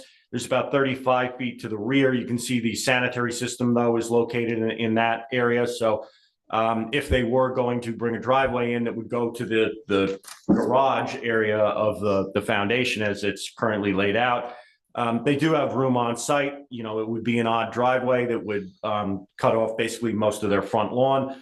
But you know, again, this is a UR map modification, so it's not the planning board's application to approve or deny. Your responsibility under the town code is to advise the town board, who ultimately would make the decision.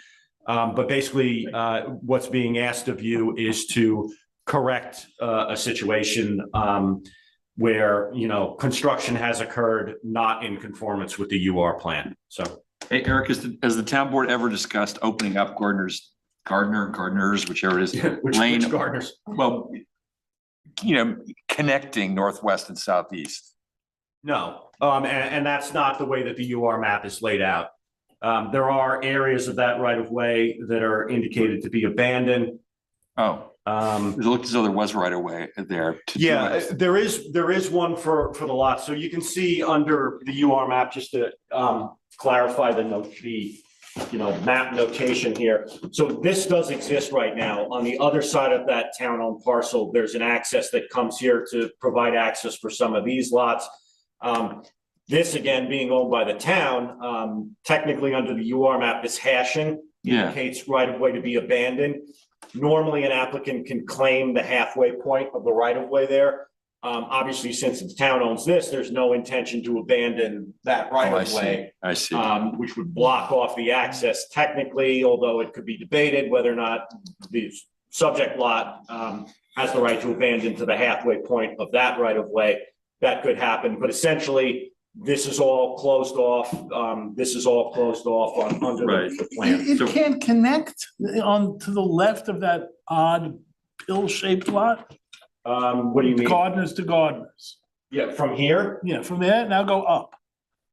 No. Look, on the other side. What is? saying here, No, to the No, left, the other Eric. side. To the left of that. What is that? that is a road. I'll show, that's a road. It's a and road. improved. There's a road and then there's a weird Washington. I'll show you again on the aerial. Lane. Yeah. It's Washington Street. No, according to it the wasn't map. David, please. It's Gardner's Lane, isn't it? I mean, I'm at a loss of trying to figure out why Gardner's doesn't continue to the end and then become, well, I'm looking at this map here, and it says it's Washington Street. Mhm. Is that an actual, what is that? Is that an actual street? Is that a dedicated road? What is it? Looks like there's a driveway. You're talking about President Street No, or? no. The next Right there, one. right- That one, yeah. Right North, there. south. Yeah, The yeah. other one's That north-south. is a street, right? Yeah, I mean, Going out to the other Gardner's Lane. usually with the UR maps, and again, and I mentioned the fragmentation of woodlands here. I should point out, it is true. That's not the purpose of the adoption of the UR maps to preserve land. It's to create, to first of all, limit development because a lot of these subdivisions were laid out with tiny little parcels. Yeah, no, I know. But also provide adequate access. So, in most places on UR maps, you'll see access points put at the shortest run possible, and the least amount of road, formally improved roads, roadway, possible to provide access. So, you could come in as the applicants have proposed from the northwest. You could come in from the west directly there, but the shortest point to provide access Yes, obviously under the map is where it's shown More currently. southerly Gardner's Lane. Yeah.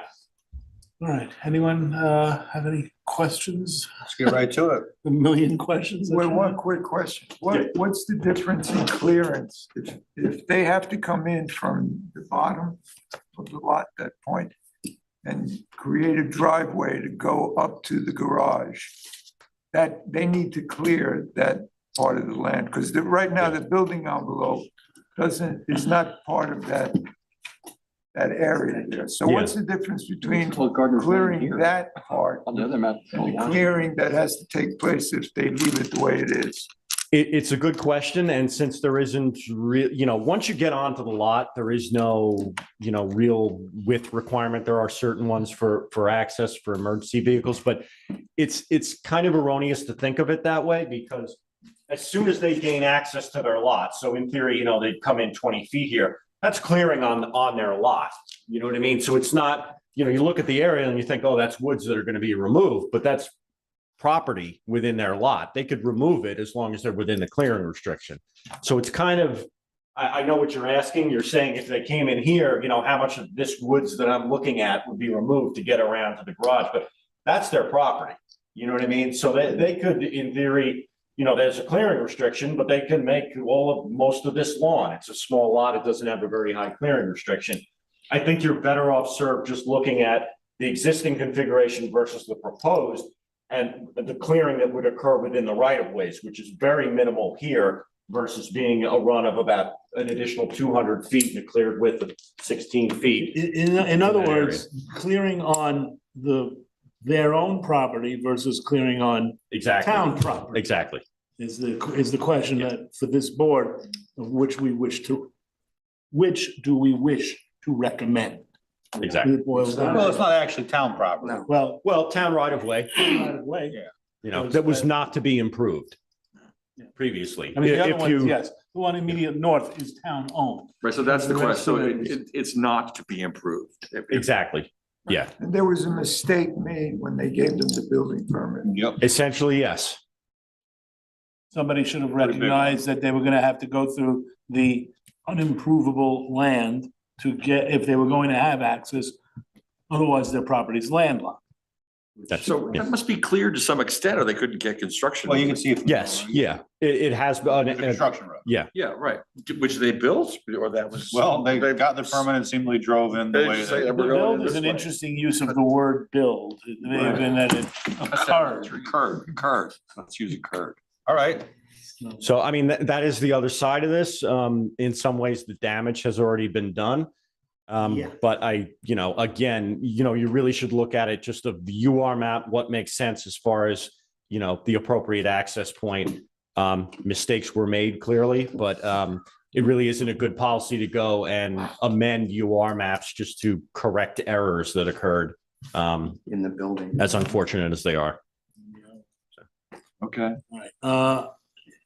Does the applicant wish to be heard, please? Claire Birch from Lighthouse Land Planning here on behalf of Joel Halsey from Lighthouse Land Planning, who represents the property owner. Property Joel- owner is a builder. I don't think so, but I don't actually know. Okay.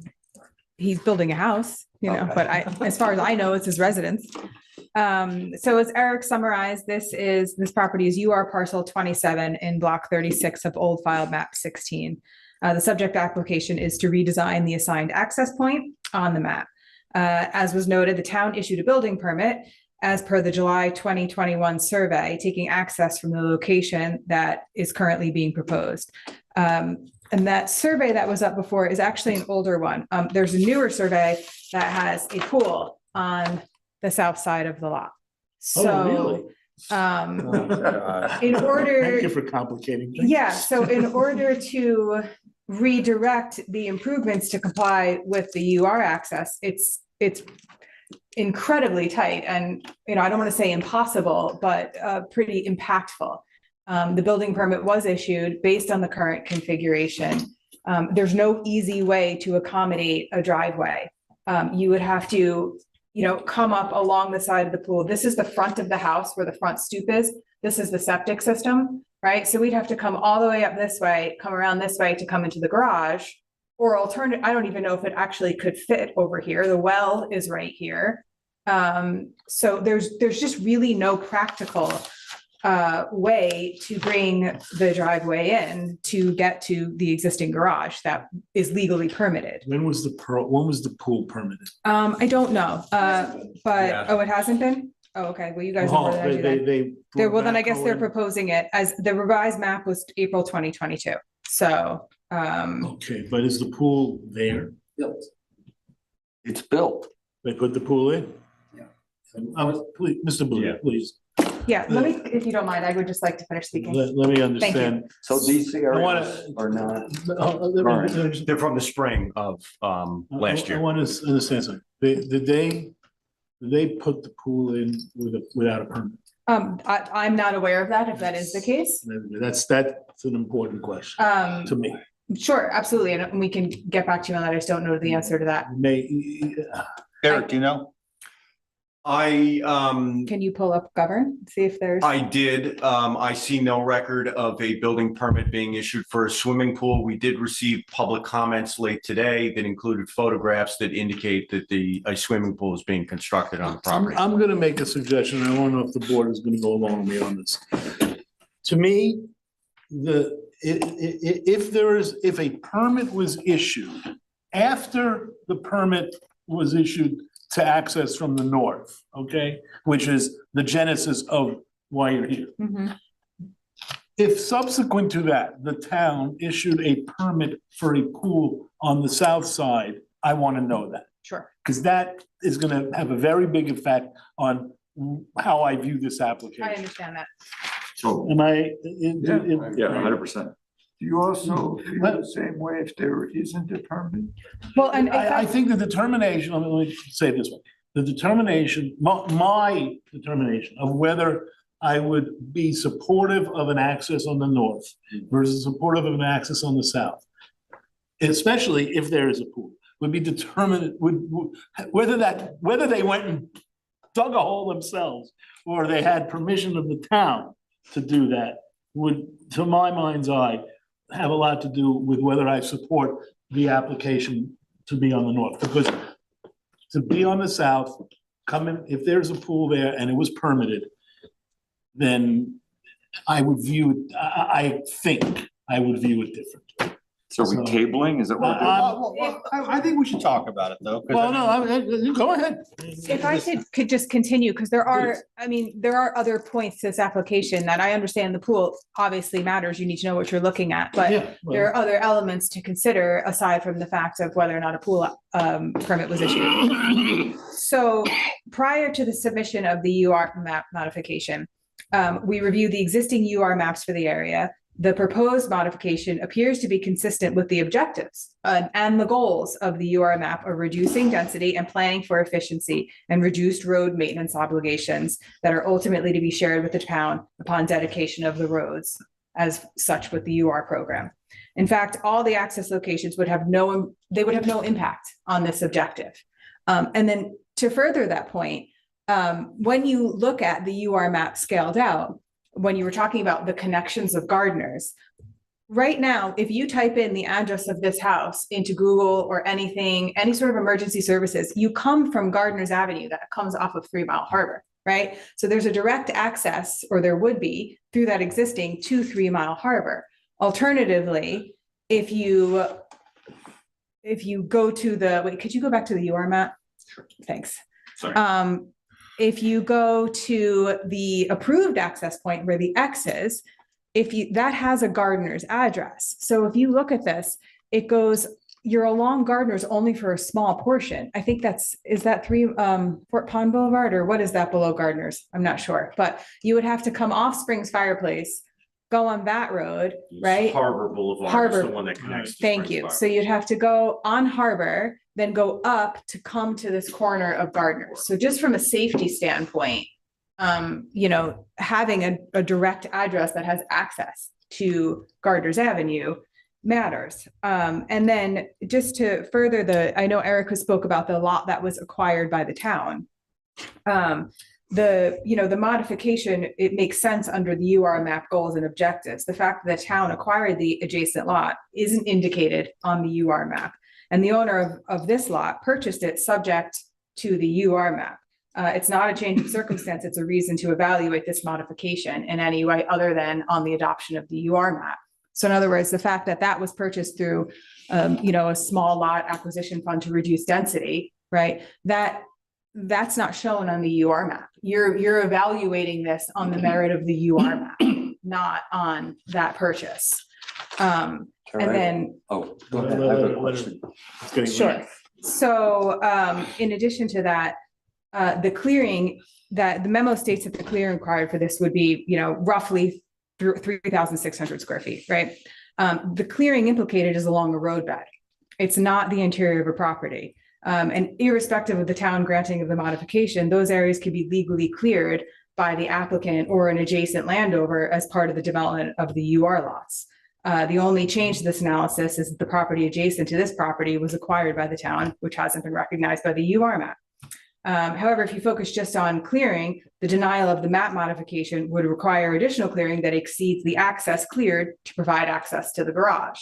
And our client would be happy to, if we technically could abandon those two portions, and we'd be happy to keep that uncleared. But if we abandon that and kept it as part of our property, we could clear that, right? So if we could keep the access that goes to the garage, we'd be happy to keep that vegetated, which would be, I think a nice trade-off.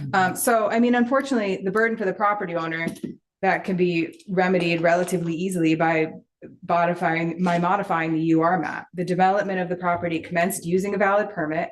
By the time it was determined that the access was incorrect, the infrastructure was already legally existing to accommodate the proposed access that we are planning to retain. There's probably hundreds of examples of UR map access that don't comply with the map. In this instance, the applicant, based on information that the town provides on the UR map, is seeking to correct the oversight in a manner that's compliant with the program. I have a question. Look, if you look at the survey, Eric, there's I'm wondering, first of all, if we need to have the engineers look at, I don't know if there needs to be an emergency turnaround. I'm wondering, why does this have to come down that far? And I'm wondering if the engineer has, or the fire department has Yeah, it wouldn't have to be that way. It would only be one lot served. So the way that this is drawn is somewhat of a hypothetical thing, but you wouldn't have to do that. You could do the If, turnaround you in the know, going driveway. back to the proposed, you know, it would be a driveway for a single lot. So it would have to be a 12-foot improved width and a 16-foot cleared, but that sketch is a little bit inaccurate. This is essentially, as this is drawn right here, would be the minimum that you would need to provide access from that location, which is what we would advocate. Anything else? Member of the public wishes to speak. Try to be extremely brief. One, I'm going to ask the board to consider tabling the matter so that it has, my name is David Booth. I live at 6 Montgomery Avenue.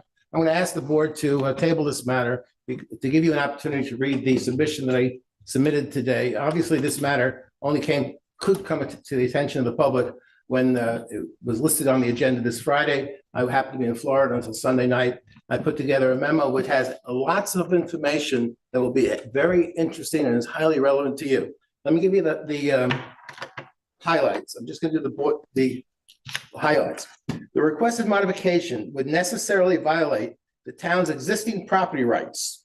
The town has the right, I'm going to go over to the board, town has the right to abandon this and this.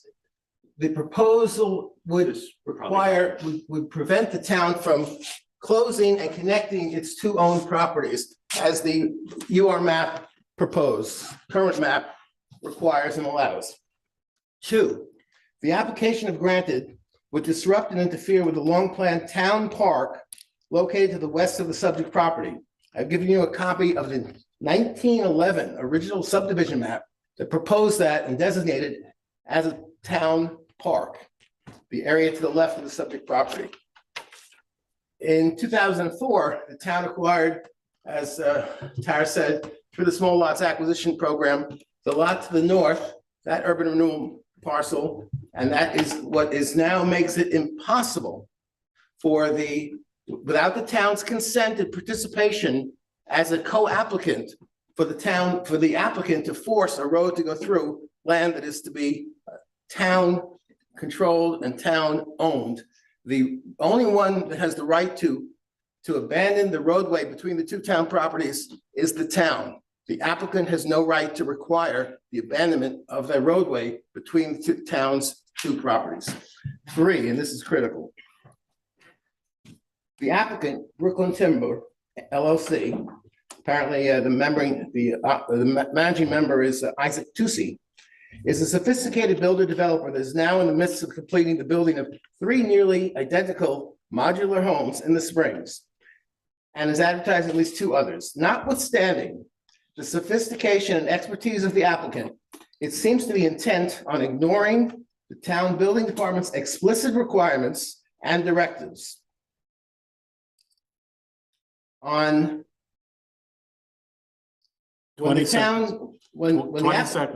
the applicant requested a building permit, it's mistakenly submitted a survey which proposed an extension of Gardens Lane, which had no right to do. I wrote to Anne and she wrote back, this problem has already been looked into and they were made aware of that. They need to take access onto Gardens Lane and only over their property that can be abandoned. See the marked up survey in our file. I have given you a copy of the marked up survey, which says they cannot do what they did. We hear you, and your letter is in the record now. I ask you to give yourselves time to read it, to look at the documents. David, I want to say one more thing, Mr. Kramer. I know it's late. Yeah, but I would like to speak half as long as the applicant. Well, you're not the applicant. Correct. You're a member of the public who is to be given, no, that's it, you're done. You're done. I just want to point out something. No, sir, you're done. Thank you. I'm going to ask you to go to the site. You will see that the southern access has already been cleared. Please. They have Please, created a access. little, please, thank you. All right, let's finish up our conversation. What do we want to do?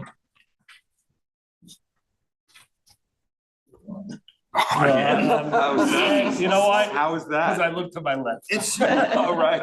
I'm sorry. You want me to do it this way? Because I was like, I know what I think, but I'd like to hear what the rest of the board. I say pause. I do, I think so. Pause meaning table? Pause, Well, what are we waiting to? Well, I think David has raised some interesting points, which are, when you abandon an urban renewal road, the owners on both sides. Right, no, I understand abandonment for sure, but I've got a question. It's not abandoned. So is it truly a property rights issue? It wouldn't require this applicant abandoning a road that it's not adjacent to them. They would just maintain access that currently theoretically exists. Should the map be changed? You're right. It's not abandoned land. It's a different thing where they're cutting across this property. I'll tell you. Okay. Yeah, go ahead. Well, yeah, I think that's. Put the map back up And and then- then kind of clarify this a little bit. Well, I know, but we're talking about it as if the town owns it, because theoretically the town could abandon both halves of a road that they're adjacent to. That is not the current situation. What about the survey and the building department that's marked up? I saw that, I read through that stuff, and I'm not saying we should make any final decisions. It just seems like to have this on, go over all the conversation. We have a lot of the information, so maybe we don't make a final, we're not a resolution, but seems like while it's fresh, we ought to.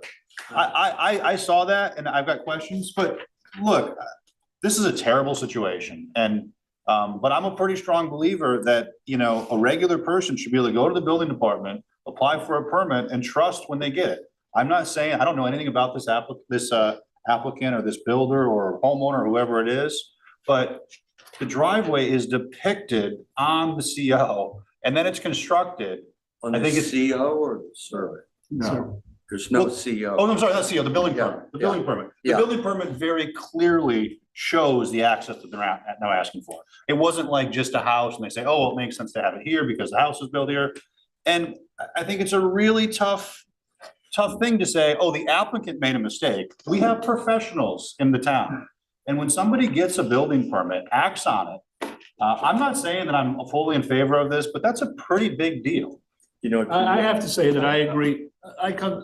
I dealt with this issue a lot when I was on the ZBA. It happened a lot. We gotta get our act together. I mean. And I think that if somebody goes to a town agency and the town agency says, you can do this, that they should largely be able to rely on that. But the reason I want to put to give us a little more time is this business with the pool. Because to me, it's punitive, if we say, yeah. Well, actually, what it is if the town gave them permission to put the pool in, and that would get in the way of an access from the southern Gardeners Avenue, well, then that doubles. Well, no, of course, but I'm saying. And that would seal my decision. No, of course, but I'm saying in spite of that, if you use the pool and they built it without permits. Well, that's another issue. I hope there are stiff penalties for that. It's a really bad look. And it would also. But if we use that as a reason not to approve this. I'm not saying that would be a reason not to approve, but what I am saying is, look, you're weighing, this is a weighing issue. The reasons to grant it, the reasons not to. If the applicant were to have put a pool in without a permit, that would, in my mind, weigh against the application. It wouldn't be the single. Legally, that's probably, so you're a lawyer, but that's a tough position. Yeah. I'm sorry? You're a lawyer, but that's a tough position. I'm saying that if we're in a situation where we're weighing which is the what recommendation we're going to make to the town and the reasons for that recommendation, it seems to me, and maybe I'm wrong, and I'll let counsel tell me if I'm wrong, that the fact that the applicant may have put in a pool without a permit might be something that we might want to raise in I'd want to know our that. I'd want to recommendation know that. to the town. I agree with. I'm not saying it would decide it and seal it one way or the other. I will say that if the town said, put a pool in the bottom there, after having already told them that they could access from the North Gardeners Avenue, that would be a pretty strong argument in favor of allowing the access from the North Gardeners Avenue. Yep. But again, we don't know. These are things that have to be determined. So I want to tell you a quick story Please, about my house. go right ahead. Talk about your house. Without knowing all the details, it is relevant. Go ahead. So it's my parents' house. They built a house, they had a driveway in, the front door is configured where that driveway is. And I told you that after the fact, they said you can't have a driveway there. So now the driveway comes in from, it's on a corner lot, it comes from the other side. So you're essentially coming to the back of the house in our driveway, which we've had to live with since 1980. So Well, see, this is the life that You don't need to know about the pool then, or maybe. Well, no, I mean, irrelevant, I don't know. I'm gonna give the applicant the last word here, and then we're gonna make a decision if we want to table or make a recommendation of town. So Thank please, go right ahead. So I understand you wanting to know about the pool. I get that. Although I'm just not sure if it's relevant to the granting of, or the recommendations, right? You're charged as a board with setting forth your views on the consistency of the proposed change with the urban renewal plan and the practicality of that proposed change. Practicality. Right. The practicality issue is the pool. If there's a pool that's there, that was put in by the applicant without a permit, then as a practical matter, putting the access on the southern end is perfectly fine. Well, not perfectly, but it's more acceptable. So it does go to that issue, the issue of whether the pool is permanent. So depending on whether the pool was permanent It's or not not. the depending upon it. There's No, a it could be, lot it of could be in favor of the application. Yeah, that's but right. probably That's not right. against, is what you're saying. Right. And I Also- think what you're Right. saying, I mean. Also, Ian, if you read some of the court cases where a building permit is issued either in error or with corruption, they have no validity. I don't know about that. Well, maybe, Well, you check. corruption is another thing, but I'm not talking about that. No, in error. In error, I don't know. Well, I don't, doesn't the building permit Okay. be challenged within a certain amount of time though? Well, that's another thing. Oh, I don't know. There are building permits in error, and then usually there's a challenge, and then we see where that shakes out. Let me. So what are you proposing that we do tonight? I don't see us making a decision. I would like to, I'm trying to get to a point where the next time this comes around, we don't have to relive the whole conversation. We look at a couple of issues and then move on. Oh, I think I'm that we can saying- do that. I'm saying, well, good luck, town board, it's their choice. Well, But I think considering the circumstances, I'm in favor of this. with the northern access? I'm in favor of the, yeah, I think that if you get a building permit, you act on it, and then everything is messed up, whether the pool existed or, permitted or not. I'll tell you something, all things being equal, I agree with that's that. my position. I agree We with can that, change but before a I don't resolution, think I don't think I have enough information. That's to make fine, that but decision. next time I hope that we can get right. to Well, the yeah, point. well, we're gonna get a great memo. We're gonna get Well, yeah, that's the issue, is this whole thing is gonna replay. well, no, we'll have a conversation, but we, at least now we know what the issues are, and maybe, then we'll get right to the point. Well, I think if other people And- agreed with me, we wouldn't have to wait. I think that's probably not the case. but- Well, let me ask. How do we feel about table?